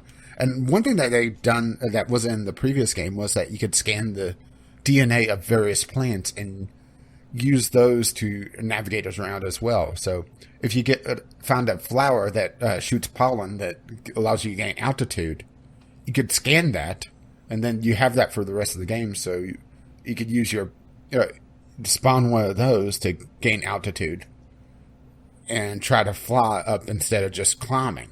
Which is why I said it feels more of an open world, almost sandbox game than a platformer. There's definitely sections that is very, for lack of a better term, scripted, where you have to essentially, like in the first game, grow the star plant to be able to reach a very, very high ledge. But there's been sections where I've gotten to an objective by just spawning a catapult and getting altitude and gliding.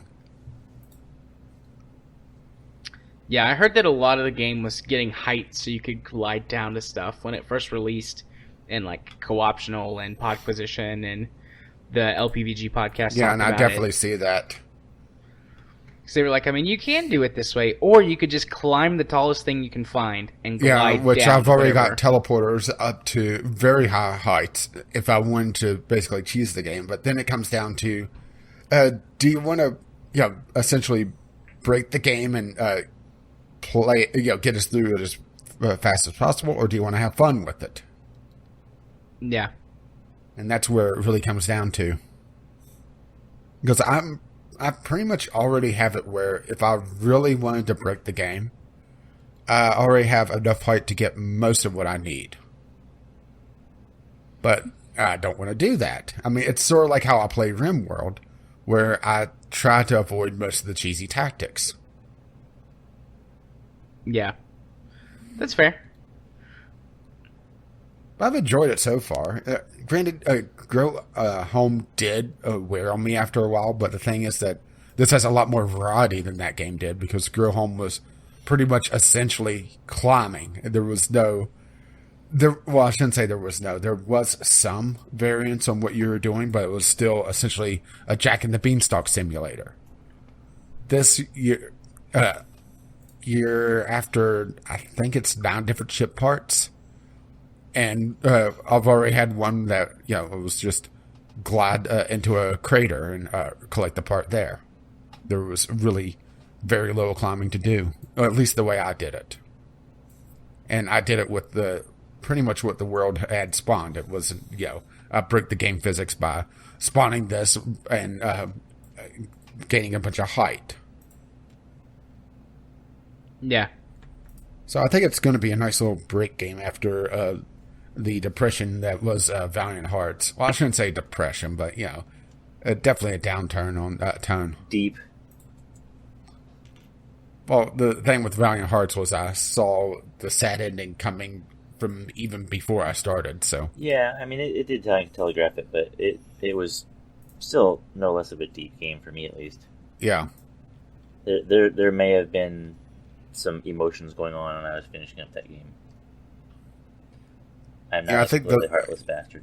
Yeah, I think the main thing for me, what caught me more off guard, was who instead of what. Yeah. Right.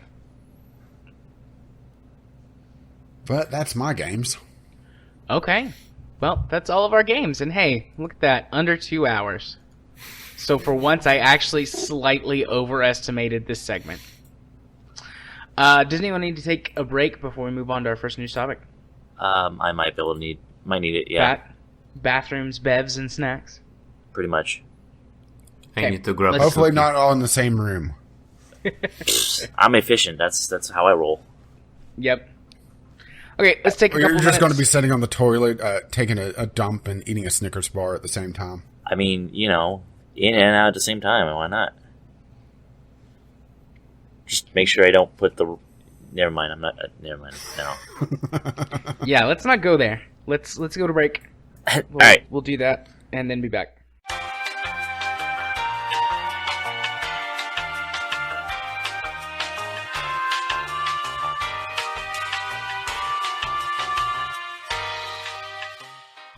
I'm just going to take us back in with this statement. Welcome back.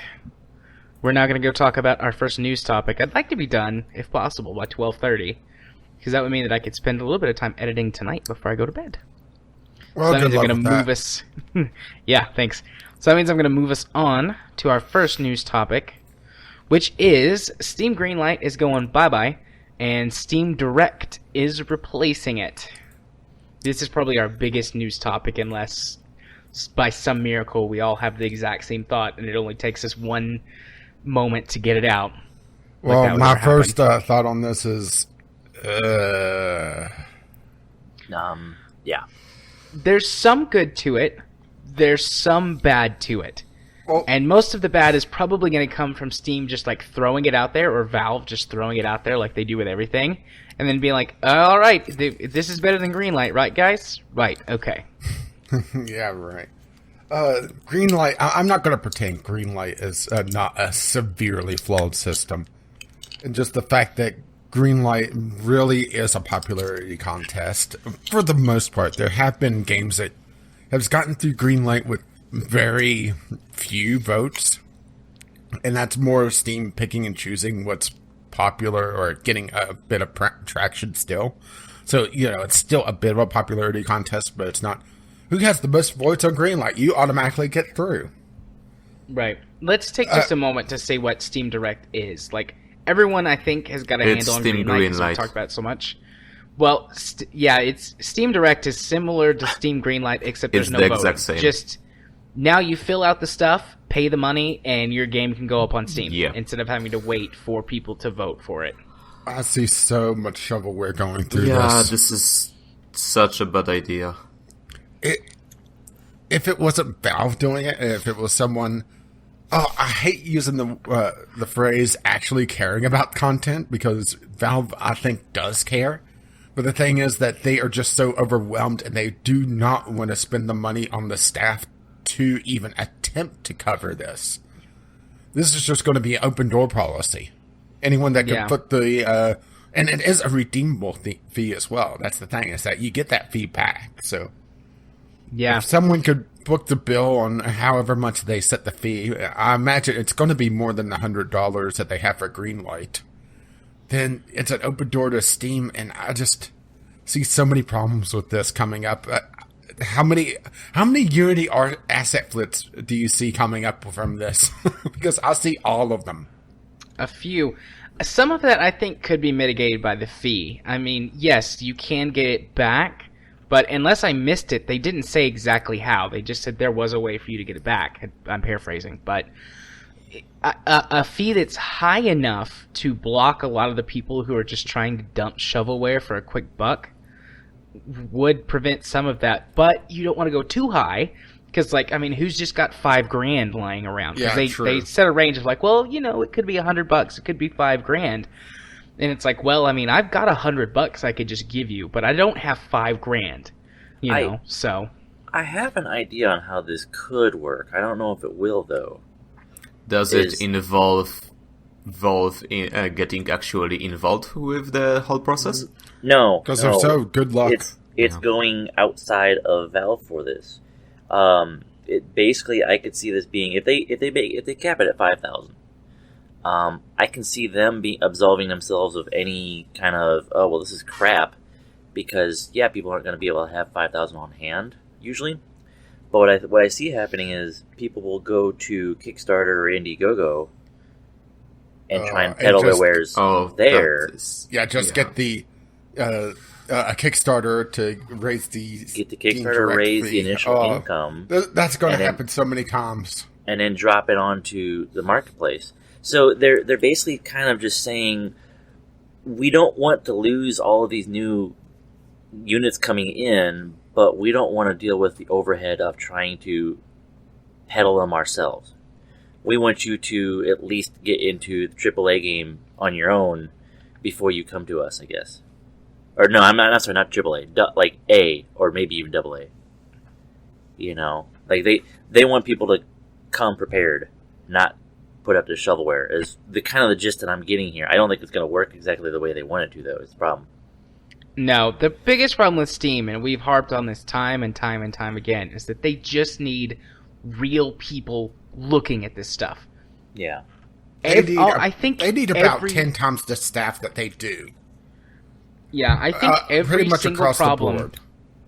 I think every single problem that Valve has ever had, except for maybe like coding or security-related issues, has been, you know, if you guys would just hire some people and pay them to do this stuff, you wouldn't have these problems. And Valve has got the money. Yeah. It's not like they don't have the money. They just refuse to because they don't have to. Because they're Valve. Yeah. They're still top of the food chain. We have there's no one Or even do they close. have the money? Maybe they're spending. Maybe they have too much of a hookers and blow part of their income or expenditures. Lord Gaben spending way too much money on his harem. Yeah. No. It's the money bin. It takes way too much to fill it. Valve is what... In Poland we have a idiom called gardener's dog, which means you're not going to do something, but you will not let anybody else do it either. And this is the problem with Valve. They are not going to give away the control over the system. They are not going to fix it themselves, which means it will just stay broken. And this is... I don't think it will fix any of the issues. There will still be shovelware. Without community policing, I think it will get worse. And I think they will go. They are going to kill a lot of passion projects.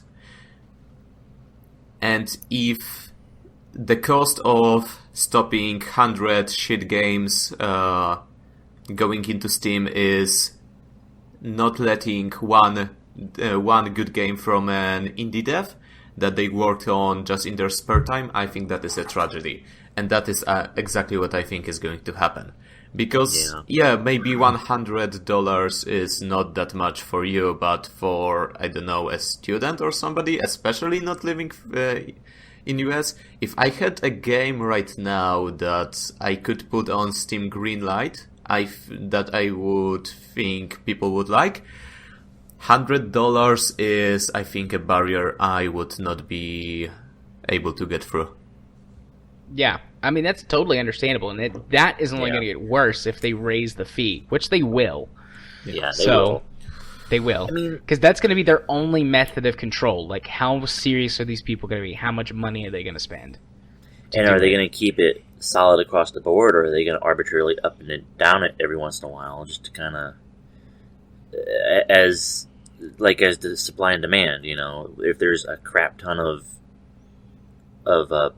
attempts to come into the system, are they going to crank up the price to try and keep some people, you know, limit the flow, so to speak? Or something else is, what about genre? What if it's one price? Yeah. What if it's one price to put, let's pick a genre almost at random that's way overpopulated with a lot of shovelware crap. The first-person survival. Oh, I was thinking you were going platformers. Retro-inspired platformers. Jump scare horror crap. I mean, platformer is almost too easy of a choice, so I went for the next obvious. But imagine, to do a survival game. Well, and also, I'm talking about one that is usually done by a small company instead of an individual. Yeah. Well, and the other question would be a survival game, and another to be a platformer.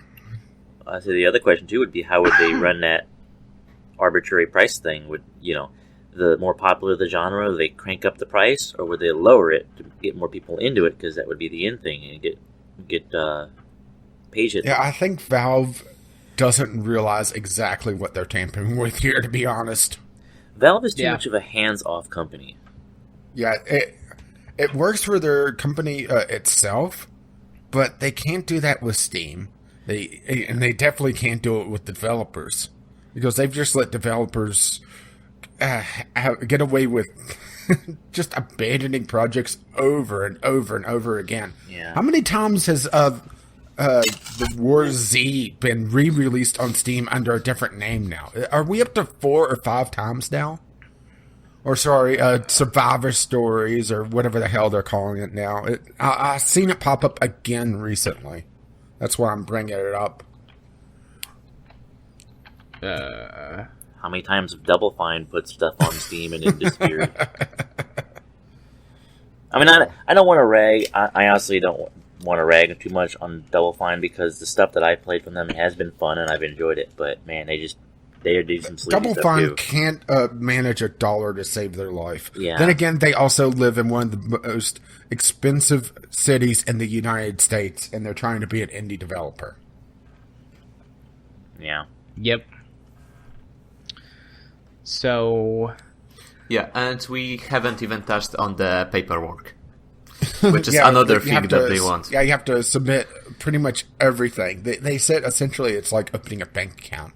Submitting Personal a ton or of company for verification and tax documents similar to the process of applying for a bank account. Yeah, that's the problem. If you have developers from the entire world, that is a lot of stuff to deal with. God, that would be ridiculous. Yeah. Yeah, especially I if wonder it's an if- individual from a smaller, less developed country. Can you imagine someone just... well, I have a friend in South Africa. Him trying to open up the proper documents and get him to Valve would be just a huge ordeal compared to, let's say, Jared doing the same thing. Yep. Oh, they even say it here, actually. I missed this line. They intend that to, in their words, decrease the noise in the submission pipeline. Yeah, Yeah, but I that's really just think Valve is from missing my the point here. point of view. It means, okay, we'll just make everybody pay, and that means we don't have to curate it. Yep. Which is not at all how it works. Still, back to the paperwork. That is really, really vague. When I applied for a bank account, the only thing I had to have on me was my ID. Is that enough for Valve?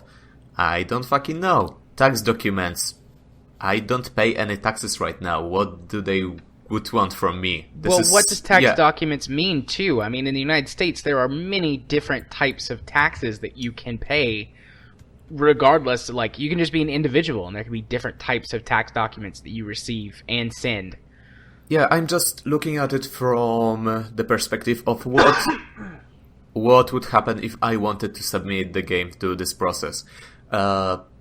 Many countries, I'm pretty sure, most of them have internal databases, which means if I want to do something, all I need is my ID and they will look everything up. If I wanted to actually get all of this information and send it somewhere outside of the country, that is a shit ton of work. And again, I think it will just kill passion projects. Also, another thing, security. Obviously, they're going to have to store all of this information. Oh, Yeah. man, I didn't even think of that. No.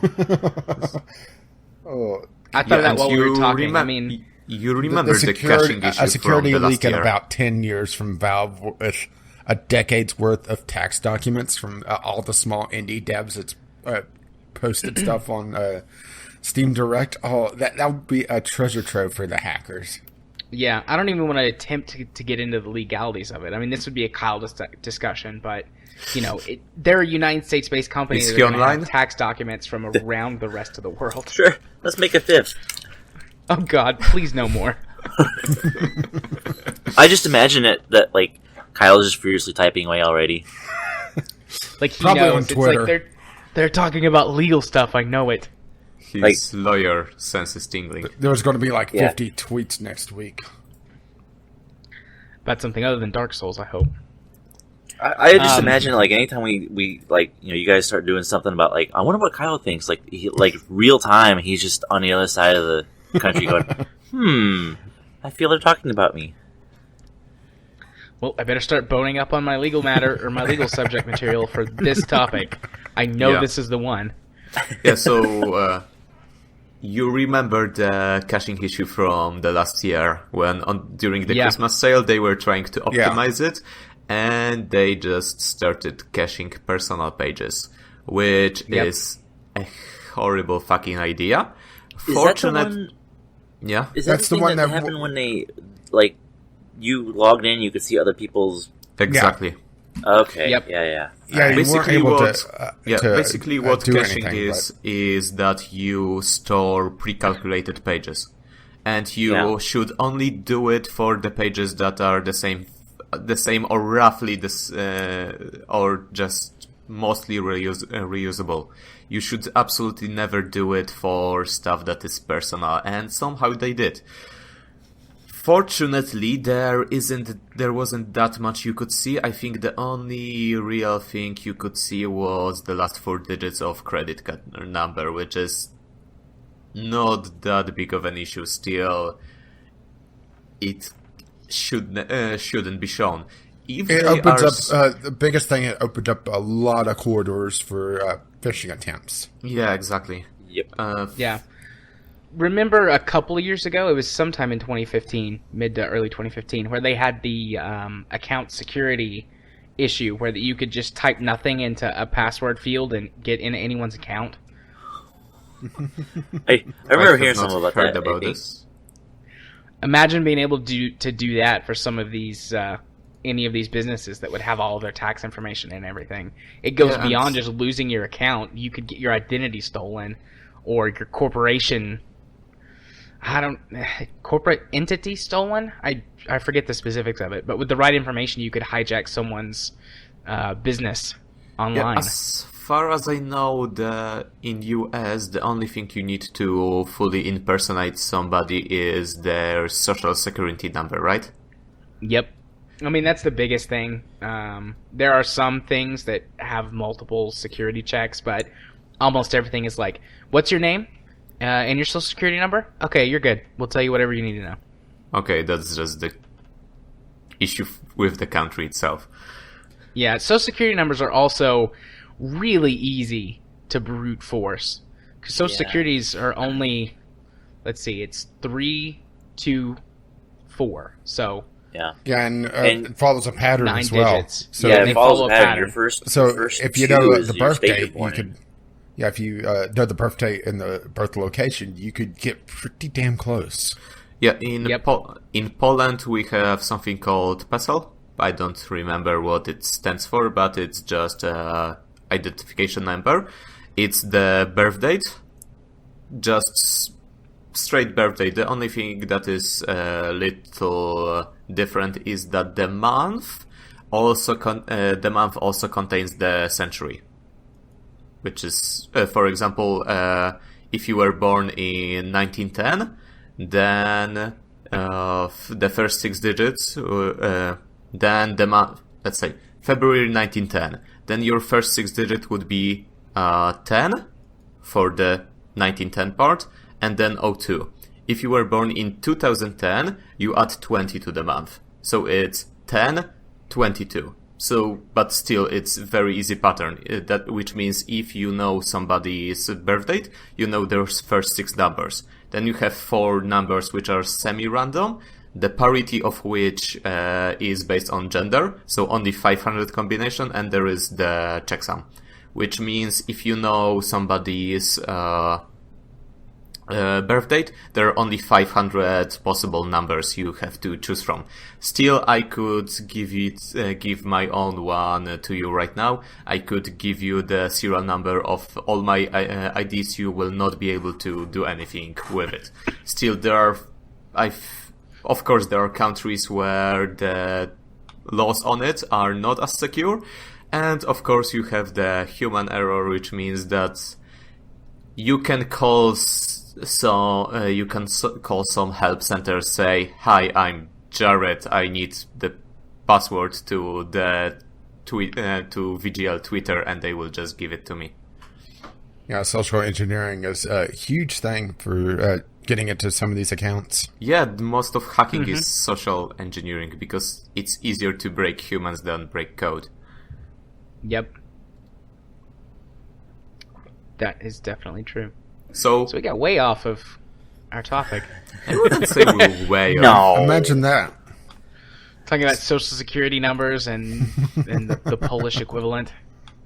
One thing I will say is, like, social security number putting it out doesn't scare me anymore because, crap, that's pretty much... I'm so used to that from being in the military that that's on, like, every document ever in the last 14 years that I've been in the military, so if somebody's going to find it, there's plenty of... It's out there all over the place, so whatever. I've also got tons of documentation that has like my social security number and stuff on it, just like from the licensing board and stuff from school and the clinic. Like all of that has to be on file.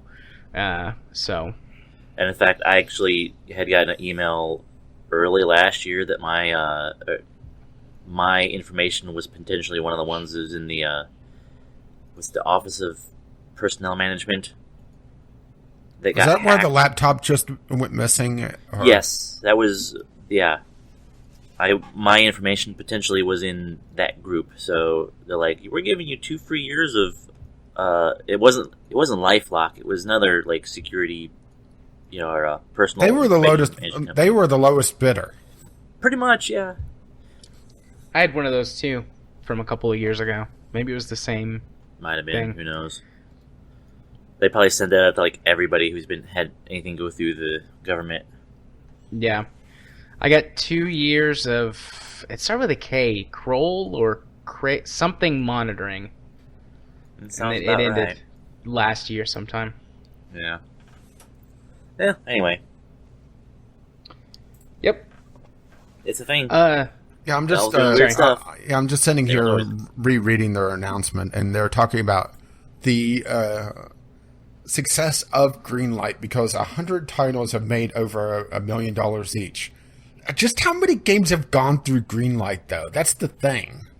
Well, I do agree with what Kim has said earlier. Like, if you have to get 100 crappy titles to get one good one, I think that's worth it. Because, Yeah, I mean, we true. can rag on Well, it all the time, but us and many people think like it us would- exist I think to this curate would- this stuff. I think this wouldn't be as big a problem, and this could be a lead-in to our next topic, is if the discovery tools didn't suck so much. Yeah. I think that is the... I think that's the bigger issue here, is that it's really hard to find the gems out there, or not even the gems, the underrated stuff. This everybody knows about Stardew Valley, but how many people knows about this game? That's kind of like it, but not really. Yeah. Yeah. I I mean, may if no be one in has the anything else to... I may be in the minority here, but actually I wouldn't mind if everybody could just put their game on Steam. And instead of curating everybody, Valve focused on actual discovery, so the community itself can decide which games are worth buying and which should just sink to the very bottom, especially since we have now the refund system. Well, I think my biggest hang-up on that isn't so much the discovery as well, but just, there's games out there that just don't work at all. Yeah, And the refund system, it's at that point where if there's a game out there that, let's say, breaks at the hour mark, you have maybe an hour worth of time to fix it. And then, you're not going to get that refund. And if you don't realize that, the game is completely broken and nobody's really talking about it, let's say it's a niche enough title that there's, the forums just aren't talking about it. They're either empty or they're, or even worse, they're being curated where, the developers in there deleting the threads and there's just not enough outcry that people are saying something. You may spend an hour trying to fix that game, or thinking that it may be you and it's not the game, and you're stuck with it. I would agree with Kimmis on that if this was a perfect world, but the problem is you are still going to get that, like, the YouTube bait syndrome, or the people are just, the popularity of, wow, this game is so shitty, you've got to check it out. and then it's going to skew the results. Yeah, you get the bad rap of this game is so crap, and then that will still lead to the people that will purposely build a game that just sucks to get their name, in 15 minutes of spotlight. Yeah, true. Or even, well, let's call it No Man's Sky syndrome, where the opening of the game is actually entertaining, but once you get past it, you start seeing just how really shallow it is. Yeah, and how boring it is. So, just Kyle tweeted at me earlier and was like, "Hey, whatever happened with this thing about frigates you mentioned, or freighters on No Man's Sky from however many weeks ago?" I was like, "Dude, I got bored." And I just stopped. So it's like, that just happens sometimes. Yeah, I know it's not a perfect analogy because here you actually have to invest time and money, but to me this situation is kind of like if YouTube had absolutely no search features, they only hosted videos, and the only way to get to them would be via direct URL. You would have to just type the actual semi-random URL to find the video. And they decided, and after people complaining that you cannot find any good videos, they decided, okay, we're going to make everybody pay for uploads. Huh. Don't give YouTube that idea. It's an interesting way to think about it. But you're right. You're definitely right. Yeah, it's just YouTube also has a discovery issue as well, but that's something that's really difficult to solve. Actually, is how do you get discovery for smaller projects? Because the tag system is not working for Steam because they just get trolled. How many kids games have psychological horror? And they are actively banning useful tags like 30 FPS. Yeah. Because they are seen as bullying. Actually, for Or YouTube, it works pretty well for me. Obviously, most of the recommended stuff is the most popular, but every now and then, if I watch a couple popular videos, it will recommend me ones that are similar but have under 1,000 views. Well, what's interesting is during the summer sale, went onto one of my secondary accounts and went through the discovery queue there and went through it on my primary account. And there's no link between them outside of just being friends between them.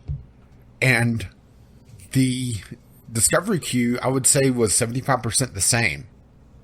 Mind you, my alternate account doesn't have hardly any games on it. And there's been no traffic on the store pages at all, so it's not metadata from there.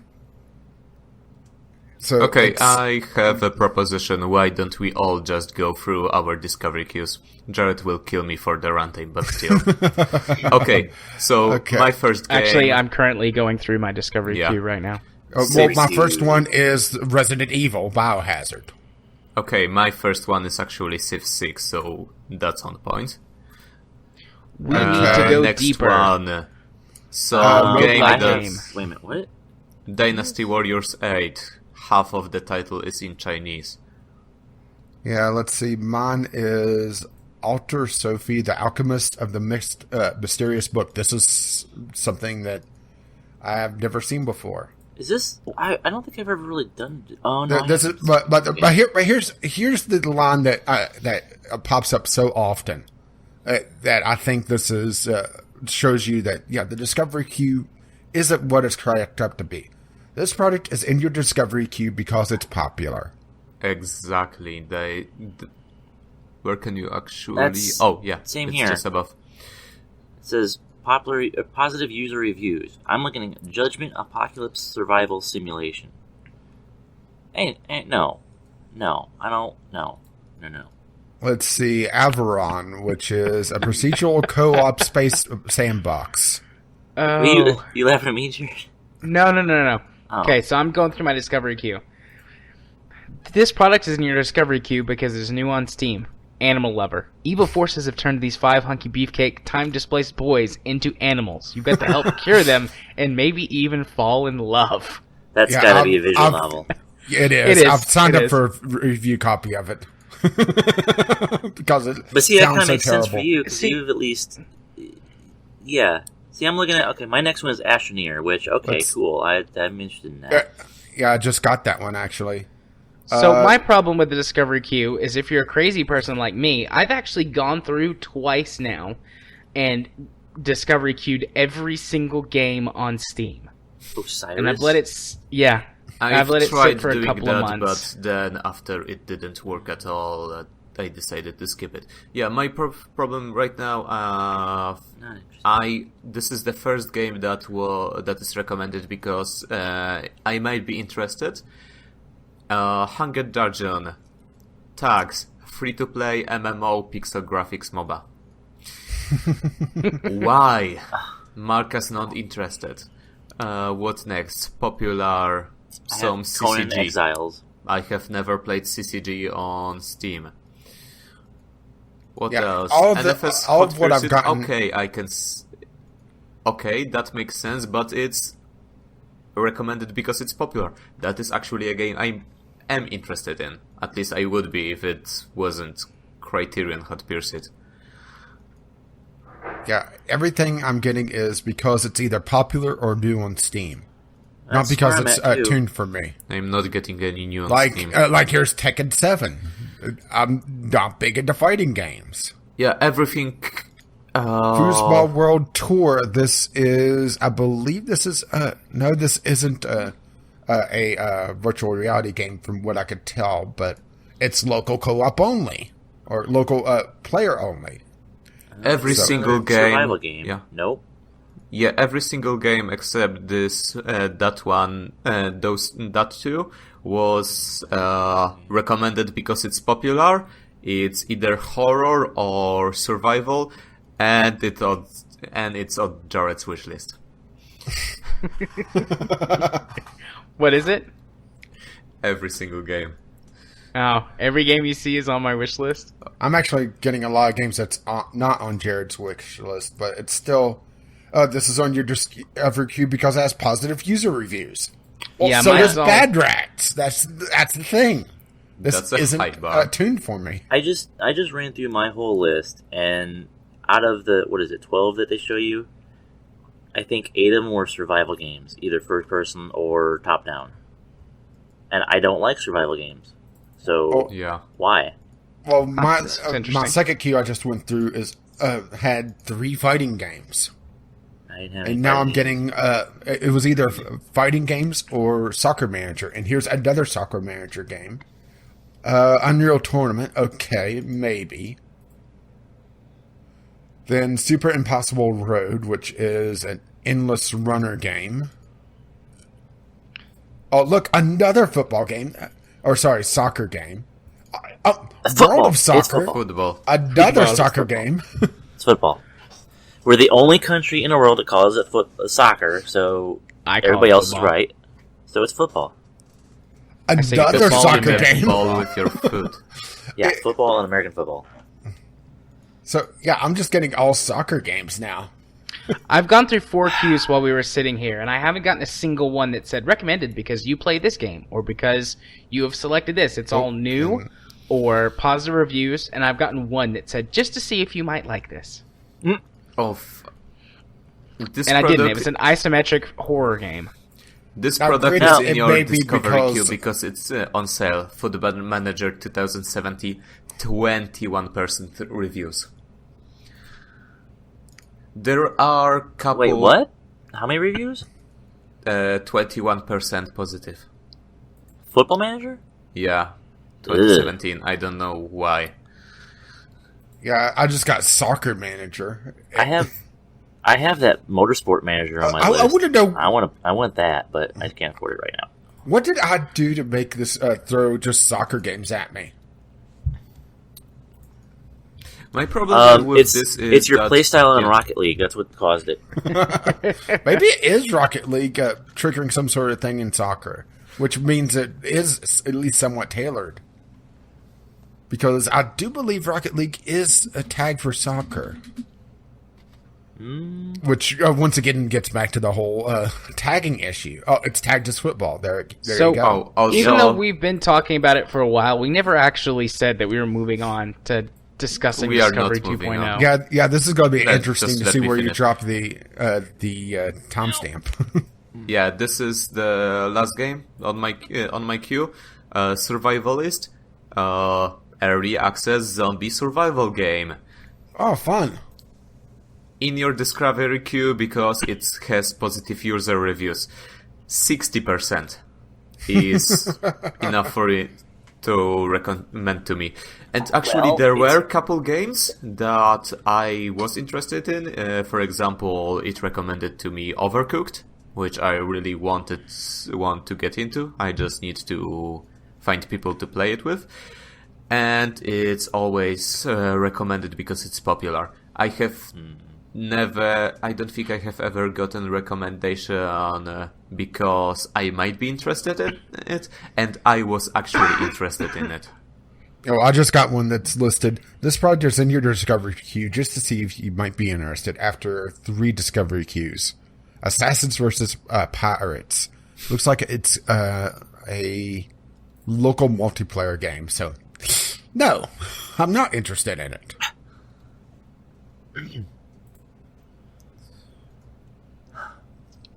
I remember Discovery 2.0 is a success for Steam because it has sold a lot of games. Maybe I can just take what you just said and push it back 20 minutes. Yeah. Basically, the Discovery queue only works if I just forgot to wishlist a game, and I will eventually get to it. Because that's what this is. Yeah. Wait, it just gave me the same game again.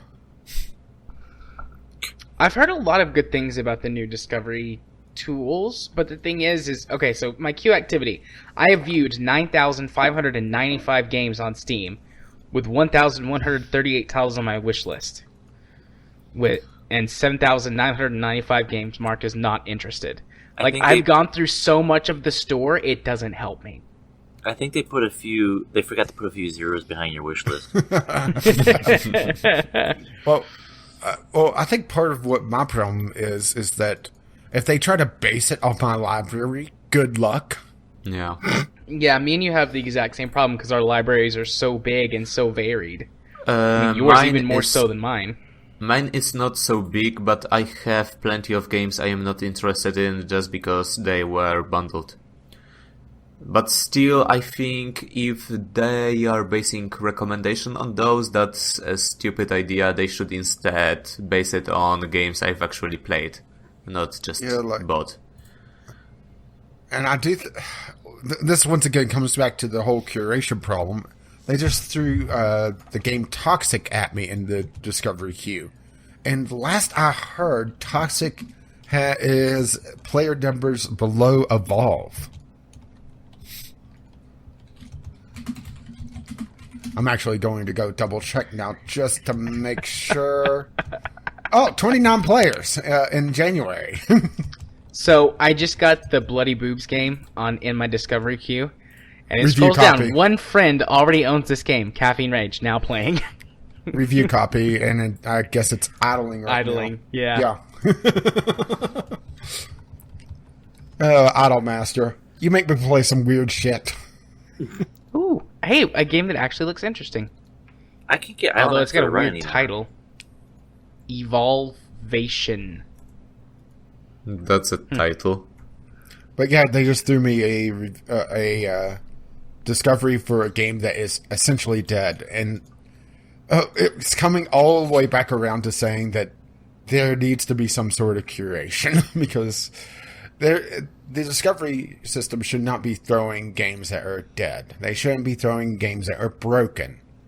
They shouldn't be throwing games that have a 60% positive review or put on the discovery queue saying that we're putting this on here for positive reviews. Bullshit.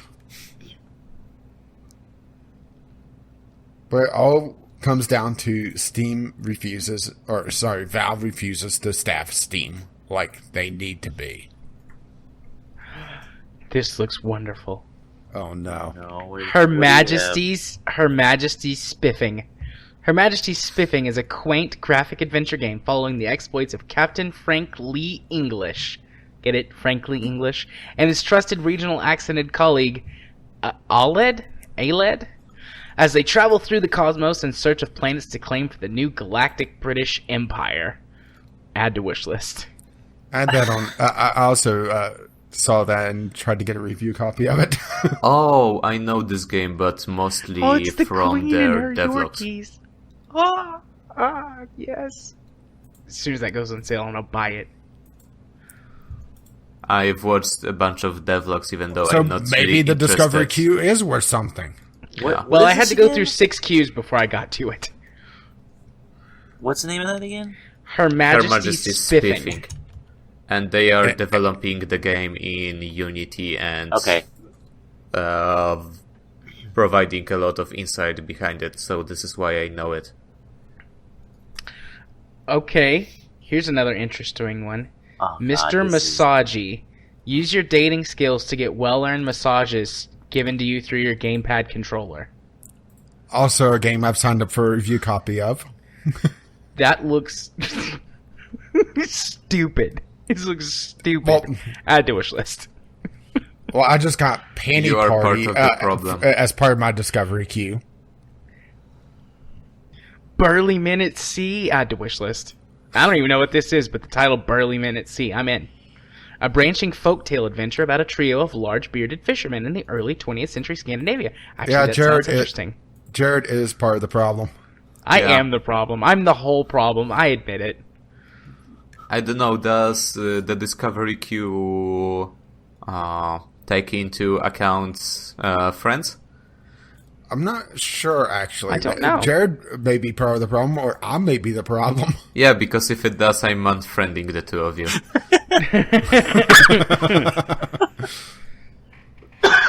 Well, honestly, Excuse me. can't blame you, and it may explain why I see some of the weird shit.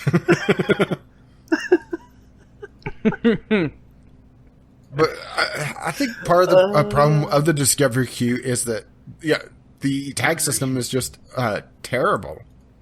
I have no idea what was just said over the last minute. I was watching the trailer for Her Majesty's Spiffing. That is hilarious, and that is on my wish list now too. Thank you very much for that. I just You're want, welcome. maybe is this is this? accounting for all the Rocket League because it keeps giving me soccer games. Reptilians Must Die, an amazing adventure game with gripping storyline based on the right patriotic education and spiritual scrappy fix. But in the trailer, it's got footage very clearly stolen from District 9. And there's pictures of Stalin and Putin. Quick question: is Trump You're totally there? wrong.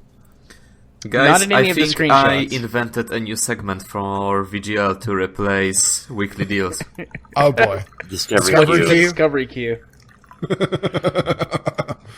that could actually work. It could. It will be completely limited by me, though, because of how many Discovery queues I've gone through.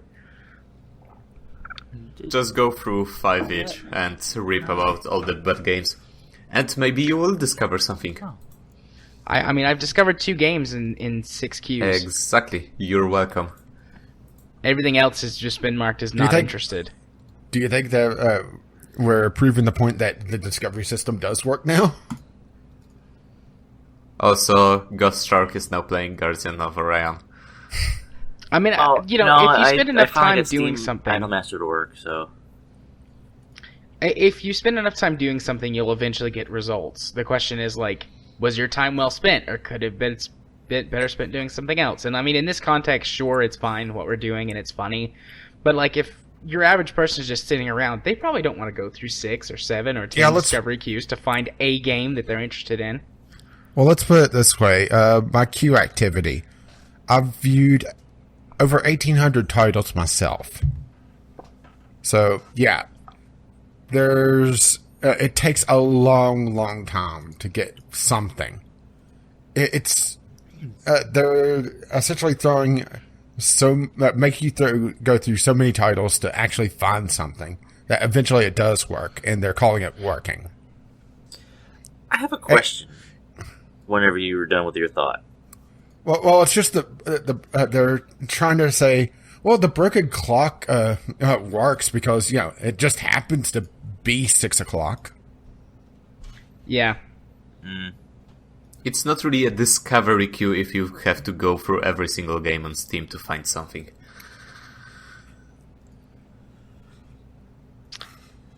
So what was your question, Go Shark? And Well- then we'll move on to our next topic. Well, my question, I'll try and make it quick because it does kind of go back to our first thing. Take your time.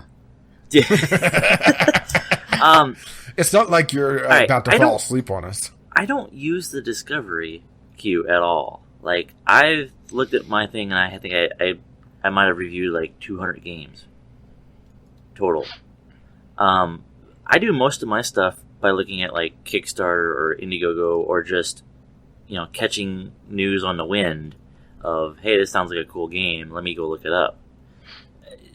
Do you guys do that stuff too? Is there kind of leaning back towards that first thing of if the green light goes away and they're kind of looking at using the way that things go and people start using Kickstarter and Indiegogo to fund the initial the fee to get on the Steam, would you do more of your just snooping around for new games on those platforms? Oh well, this is how I find games, and this is not counting me just going through the sites that I go through for review copies and wish listing some things that look interesting as well.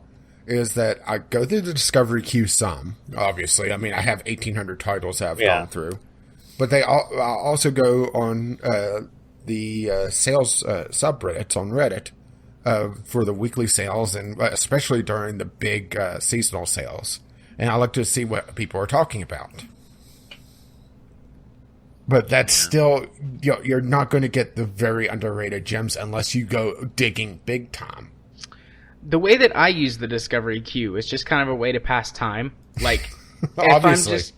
if I'm just like sitting around, like, I don't really want to play any games, but like Steam is open, I'll go run through a few discovery queues. Or a lot of discovery queues. And I have found some interesting gems, some things that really appeal to me for, whatever reason. Yeah, you just throw them on the pile of the wish list and then never see them again.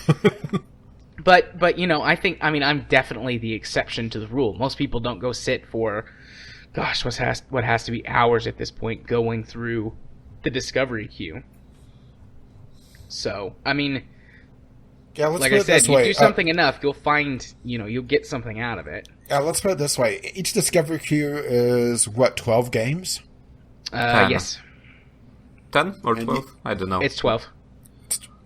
So, yeah, just do the math. I've done a little over 1,800. Jared's done, what was it, over 9,000? Over 9,000! Pretty close to 10,000, actually. Because I just looked on Kickstarter now, and I'm looking at, granted, games category is both board games and digital. I'm like, there's Sunless Skies, which, you knew that was going to fund anyway. That's from Failberry Games. That's the same people that did, like, Sunless Sea and all that stuff. Pedestrian? Is that a... let's see. I actually haven't looked around in here for a little bit, so some of these things are kind of new to me. But I've found some really awesome games in this stuff. Like on Indiegogo, I founded Go for Launch Mercury, which is a Mercury space capsule simulator that's designed for VR. So I don't know. I don't know where I'm getting at. I guess basically just like the discovery thing, if it goes away, I'm not too concerned about it because I can still find stuff that interests me. Plus, I don't have enough time in the day to really I think I found Jared's game. Do everything I want to do. What did you find? Riding club championships. You ride around on horses and jump fences. No. Yeah, I'm looking at my library right now. So, not counting the games I got from bundle or just freebies that were linked to me somehow, Just the games I've actually bought. Okay, Worms Armageddon, I know it because who doesn't know Worms? What else? I Titan. remember the original Worms. Yeah. Sorry. Titan Quest and Uplink I was recommended to by my brother a long time ago. What else? I think... Space Cam and Super Meat Boy. I actually read about those like 5-6 years ago in actual gaming magazine, back when I used to read those. And aside from those, every single game I have bought, which is I think a little over 50 games, I know because of a Let's Play.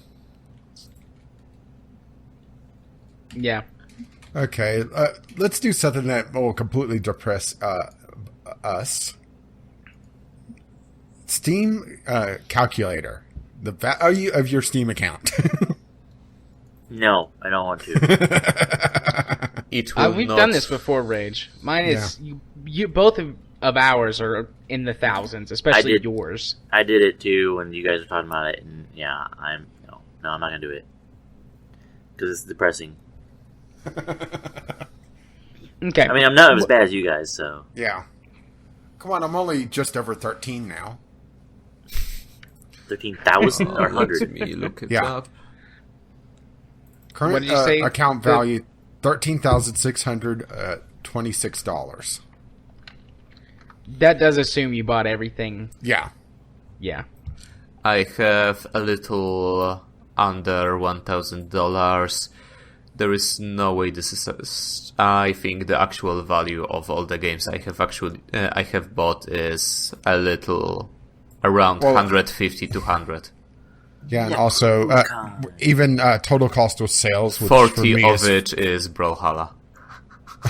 $5,358 current account value. Yeah, and total cost of sales $4,700, but that's accounting for all-time lowest priced on Steam, not bundles and that sort of thing. Yeah, but And also, mine is still inflated with review copies. let me just, if I sort by price, So C5. So we're just Yeah, So- C5 $30. I paid 10 for all DLCs. XCOM Enemy Unknown $30. I paid 5 on Humble Bundle with all DLCs. City Skylines $30. That was actually given to me by Rage. Warlock Master of Arcane $25. I got it as a freebie. Factorio $20. I paid 10. Portal 2. I think I got this one from Jared, etc. Seed 4 $20. That was actually bundled with Civ 5. So I can already see just the top, let's say 7 games. This is $180 that I actually paid less than 34. So this is way overestimating. yeah. Later on I see a bunch of games. For example, here's 5 different games all rated at $20, all freebies. Or bundles. Yeah. So this is... And Brawlhalla, free or no price. I beg to fucking differ. So it's underestimating at that point. Yeah, I don't... But No, it doesn't even see the DLCs. Or in-game Well, I purchases. can't see the in-game purchases, but it could see the DLCs. But the thing is that it all comes around to just maybe the Discovery queue isn't made for people like us to begin with, and that's why it seems so broken. Yeah. I think that's probably a good It's not argument. meant for someone that has 200, 300 games. It's meant for the person just getting into gaming and it has maybe 5. Yeah, I have... and also they need some income they can spend. Because, yeah, I have just 50 games, but that's not because there are no games I want to purchase. There's just not many games that I can afford and I can run on my laptop. so I'm not the demographic either. Yeah. I'd love to see some sort of proper benchmarking tool that all the games on Steam have to have some sort of rating for. So you know that you're not going to have an issue running this particular game. Because that's also been something that we've run into several times, is that a game just won't run well for me because it doesn't like my processor, or it didn't like my very particular graphics card, even though I met the system requirements. Yeah, and also system requirements. Unless you are always tracking the market, they are not that easy to read. Well, it also doesn't help that system requirements really don't mean all that much because, okay, minimum system requirements. Does that mean the minimum to get 30 FPS? Does that mean the minimum to get 60 FPS? Does it mean that the game will barely run at all on those, and that the recommended is 30? There's really no way to tell. Let me just find any random game. Oh, KSP. Requirements. Okay, minimum requirements, processor, core to duo. What does it really mean for somebody who doesn't really know core to duo? Yeah, true.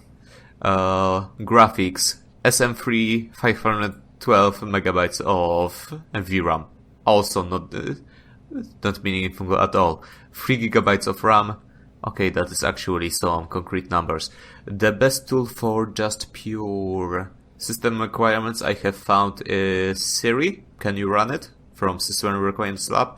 All you have to do is run a single program. It gets all your specification and shows every single one which you meet or not. But still, I've used that. Yeah. Yeah, I use it all the time because on my laptop doesn't meet most of the requirements. So I know just not to bother at all.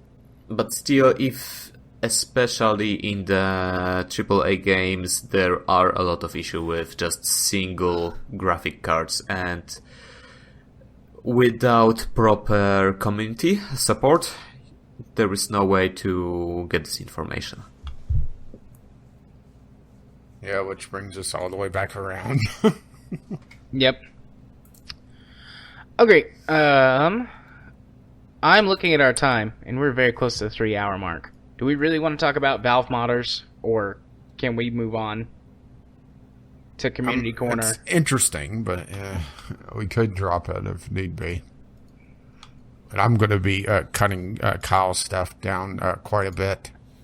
Yeah. I would, for the sake of editing and time, I would like to move us to Community Corner and then the end of the show. Alright then. I disagree. No, I'm kidding. Well, I'm going to kick you from the call. Put him in the crate. We will come back to Valve modders another time, because it is an interesting topic, but we have, had organic discussion, which is fun, but we are hitting an actual wall this week, so. Because I still have a sick kid that I'm going to have to take care of some. Who wants to listen to music? Yeah. Before the recording started, he was asking for me to come play him music. And I was like, kid, you're a turd. You don't ever listen to music in your bedroom. You're just stalling because you don't want to go sleep. He was like, yeah. Definitely your kid. Definitely my kid. So, with that said, let's move to Community Corner then. So, Ghost... Yes. We haven't listened to your audio letter. We were going to listen to it at this point. But then you came on the show. Yeah, let's just do it live. I'm not going to reread that whole thing because it took me forever to cut out all the empty spaces. If you want to just save that for another time, or just scrap it, I don't care. There's no, what is it even about? Alright, so the basic gist of it was I went through, I linked modern day politics and Star Wars politics and similarities between the two. Oh boy. Oh my. Yes. Okay. Now, quick question. Uh-huh. Are we going to have to separate you and Chemist after this? No. There was no breaking down of Force or any of that kind of stuff. Nothing that he was, he would get upset over. So, Alright. I find it cute that you guys think I'm Chemist? Here's actively insulted by Star Wars. I just don't care about it. Here's the thing I was going to say earlier for you, like, that we have common ground on. I, too, hate Harry Potter. And I don't like it at all, so... I don't really like Harry Did Potter I either. ever say I don't like Harry Potter? I thought you said something about... Oh, no, it was Game of Thrones. Game of Thrones. Oh no, I love Game of Thrones. That's right. It was Game of I Thrones don't like you said Game of you didn't Thrones, like. but I like Harry Potter, but I do Okay. think that the mechanics of it is just stupid with no restriction on magic. The best wizard is the one that can rotate their wrist the fastest. Which, No. So the now I gist that think had... about it, Oh, okay. Uh-oh. Oh, boy. Oh, boy. Yes. it's like, I think Jared would have fun analyzing that.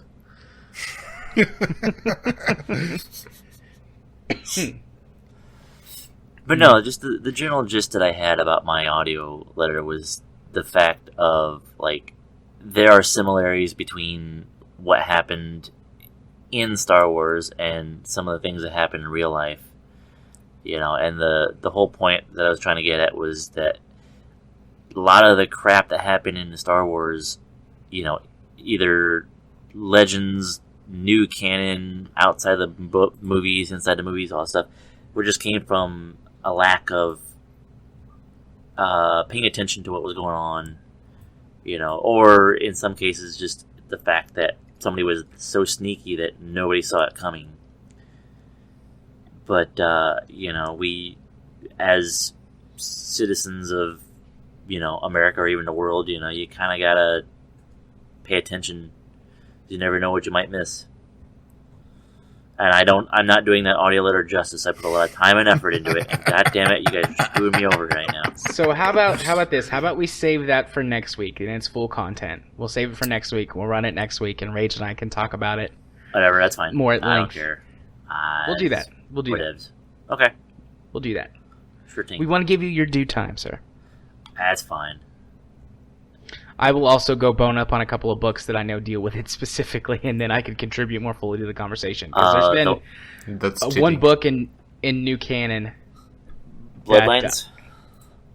Is it? I can't remember the name of it. Yeah, but I it's the hit one on that deals Bloodlines with a lot. Princess Leia. Yes. Yeah. That's the one I hit on a lot. So, that's where that was where I tried to focus most of my effort on. Yeah. Okay.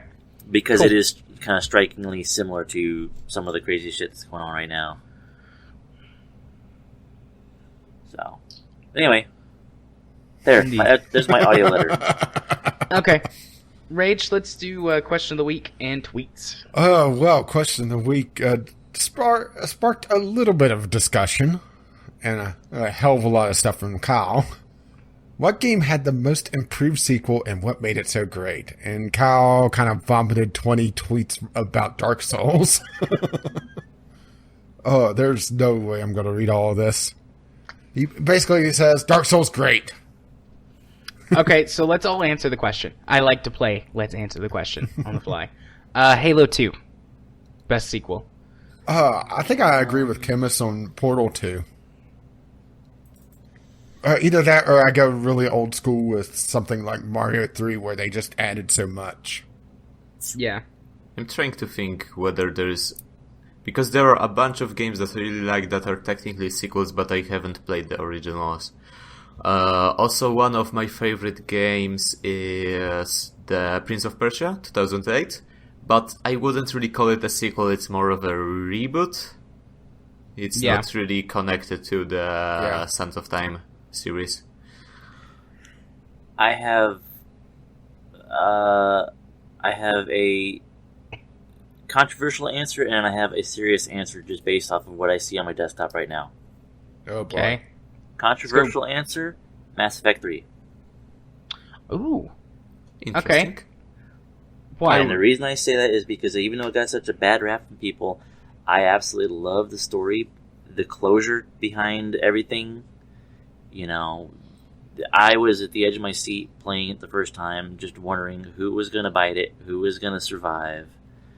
You know, I was a completionist. I tried to do everything there was in the first two. I tried doing everything there was in the last one because I knew that, you know, the typical Mass Effect thing of the more you do, the better your chances are of success. Yeah, I'm in your corner. I've said And it still- time and time again. Mass Effect still- is my yeah. favorite game series of all time. And just As a still whole. how, you know, there was still some people that were not sacred cows that ended up eating it in the end, and I was just like, damn it, no, not him. Yeah, I haven't played Mass Effect 3 because of all the negativity that's around its release. Do and it. Don't trust it. Yeah, and the bullshit with pre-orders, etc. The first game I have played with the Mass Effect series was Mass Effect 2, and yeah, I agree, it's fantastic. I really liked how the very end mission could just go all to hell. And then I tried playing Mass Effect 1, and it was just not... It was a good game, but I think it's not any good compared different to Mass genre. Effect 2. Yeah, if you start with the later ones and you go back to one, it's a slug. You know, it's a slog Yeah. through. Yeah, But so Yeah. I would say that... Yeah, I would say Mass Mass Effect Effect 2 1 and is- Mass Effect 2 are different genres. Mass Oh, Effect yeah, totally. 1 is more of an RPG than Mass Effect 2 or 3. I mean that as going mechanics-based. Yeah, the combat mechanics are completely different. I mean, they share some common elements, but they really are two different games in terms of handling. yeah. Yeah, Mass Effect 2, and I assume 3, I never actually played 3, feels almost more like an ARPG, where they focus more on the action more than the behind-the-scenes number-crunching stuff. Yeah, Mass Effect 1 is Yeah. very, like you said, traditional RPG. Like, you have all your gear and all your items, and it feels a lot more like, oh, there's dice rolls behind the scenes. yeah, you don't have this to worry is about what ammo or bothered anything me. like that. The dice rolls of it. And because of the chronology I played it in, I don't think Mass Effect is a better game. I think Mass Effect 1 is a worse game. So Mechanically, Mass Effect 1 is a worse game than Yes. 2 and Yeah. 3. it's not... I didn't really have fun playing it. It had a lot of fluff that I'm really happy that was cut out, such as just driving the buggy on the planets. I love the Mako. I love the Mako, yes. And the I got Hammerhead bored in of it. 2. And I didn't I'd like finish to make it it better than the because I Hammerheads. think Ah, I love the Hammerhead. my save corrupted with the Mako just stuck in so wall. And It didn't control all that well. It felt like that was something that they tacked on to add some more padding to the game. yeah, I'm I still have waiting for actually lost all my saves because of it. I'm still waiting to see what'll happen with my Mass Effect 3 playthrough. I have a mod that adds a whole bunch of extra stuff in it, and one of the things it does is you can add in, like, a mech bay to the hangar. And then you also have an extra slot in the hangar for another vehicle, and you can either make like another Kodiak shuttle or another Mako or a Hammerhead, you know, anything, as long as you have the credits for it. Just for So it's- decoration, or can you use it? Apparently it says something about like you can actually use, you know, they have some play in the missions of some sort. I haven't really gotten far enough to really get into it. I'm maybe like Interesting. 10 hours in, and I just got... Last time I remember I had gotten done taking back Omega, and I was going to Tuchanka to start, you know, kicking ass with Rex and stuff. Yeah, Rex. He's the best. I like him, but I love Rex.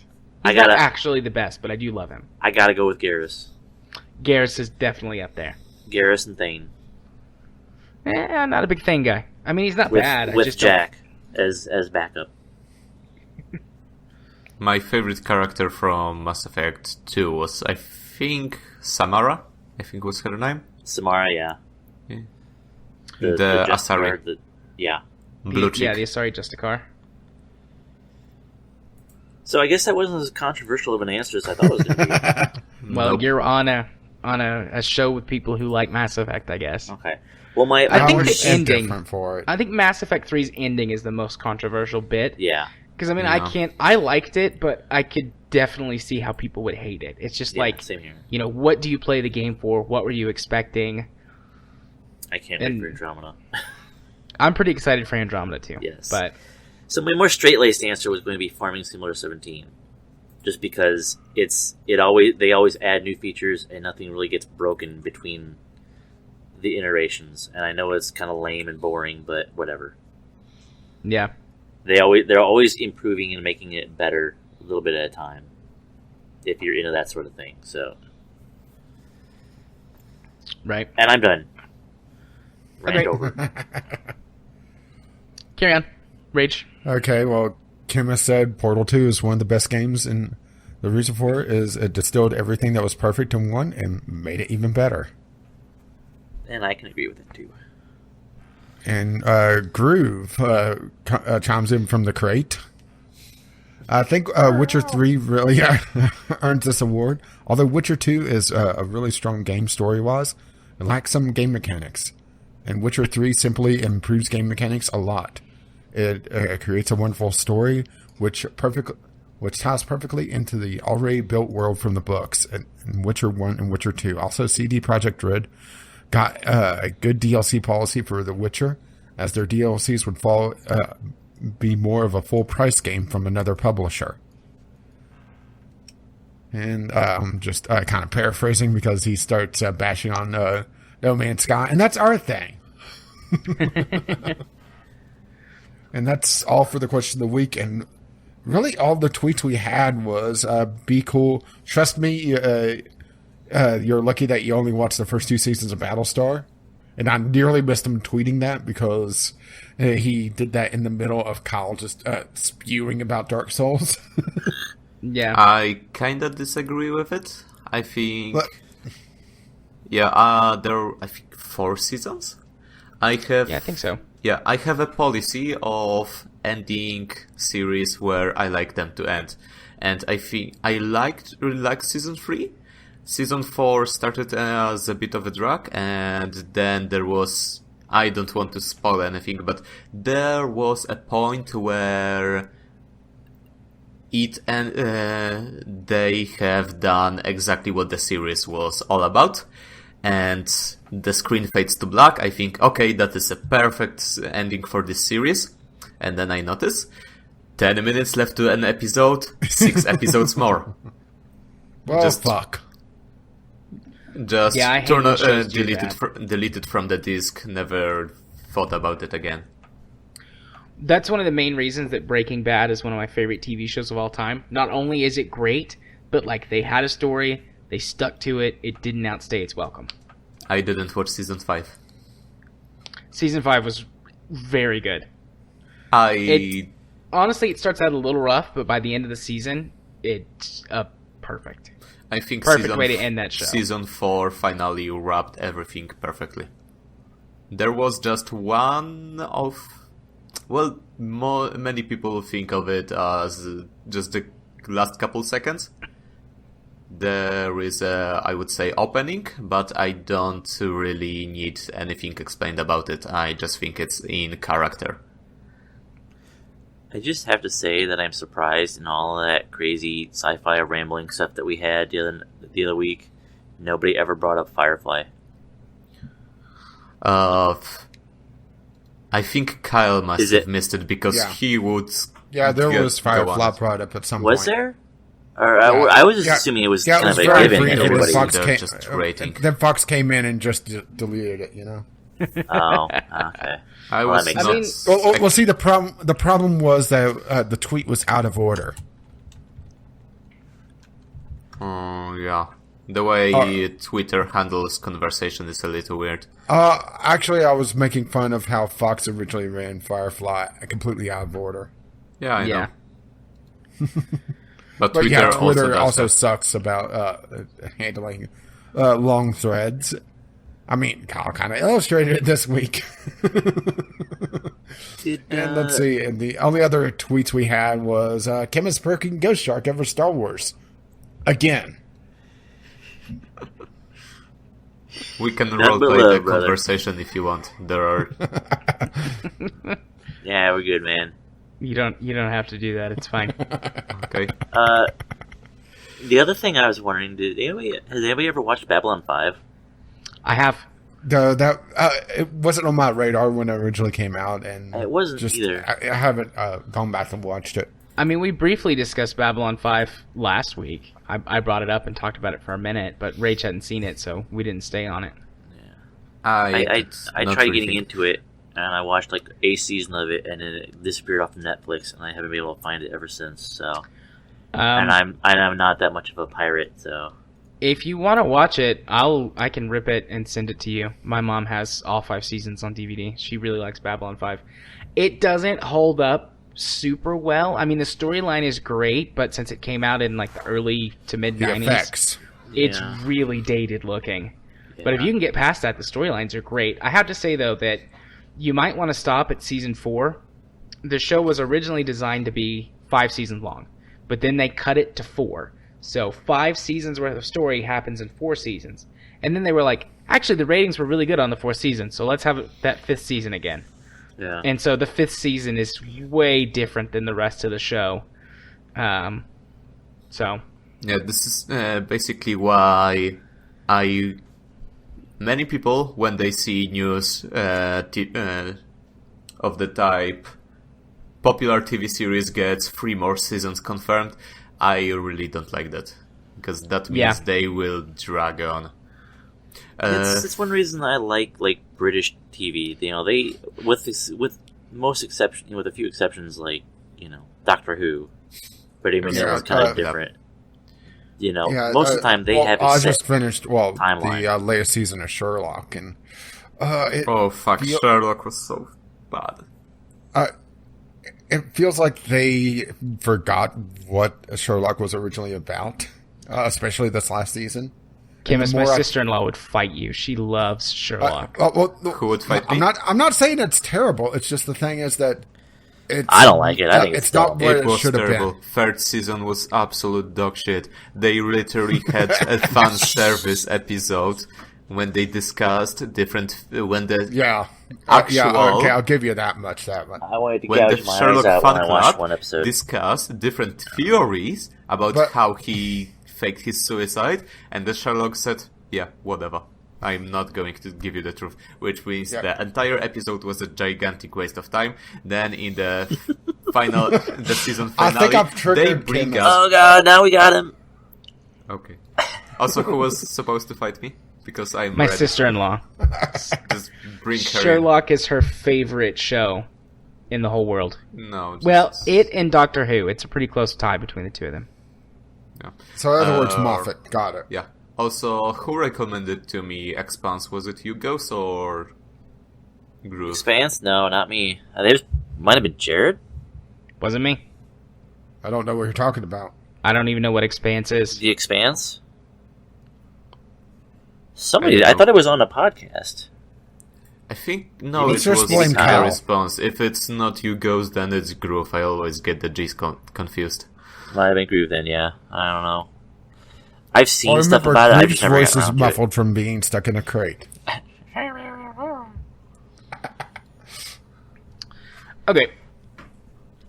So, with no other segments, I suppose that means it's time for us to wrap up. Yeah. No. Let You Chemist, did do you have almost call anything it.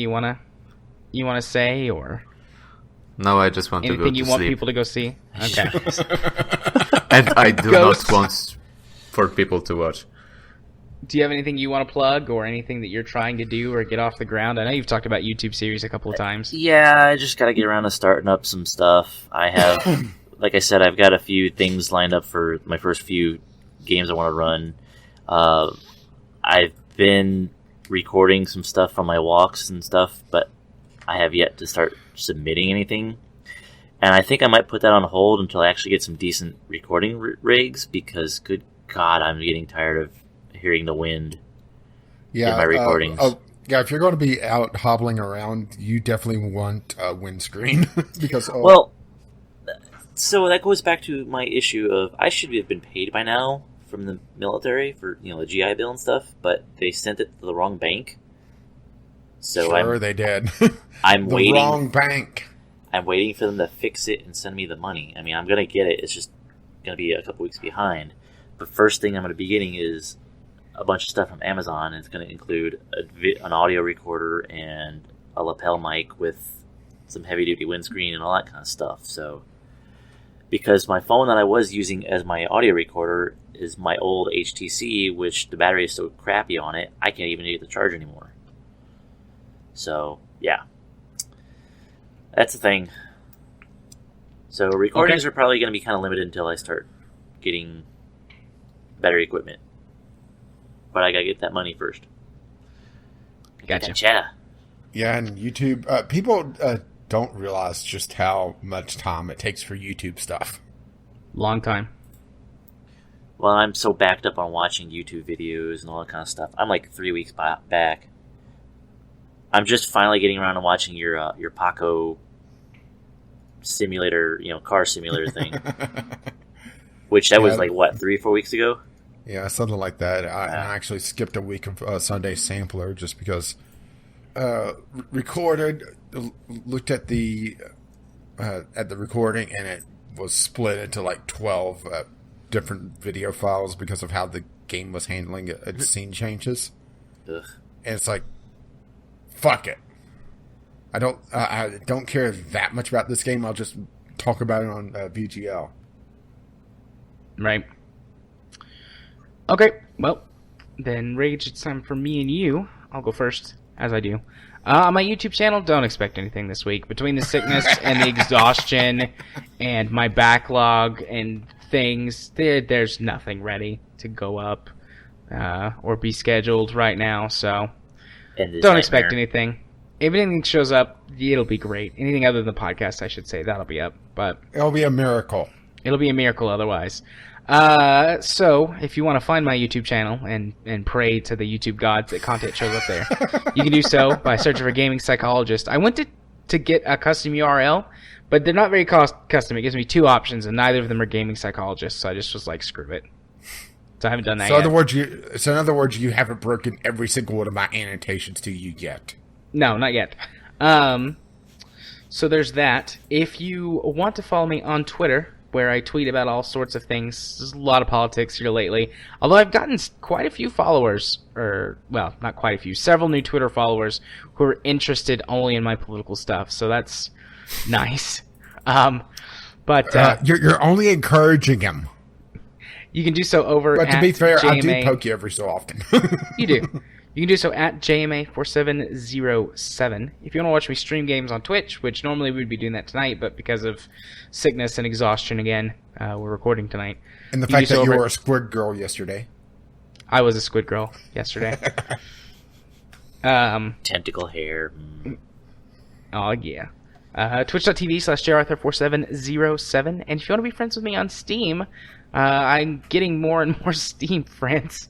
So, yay.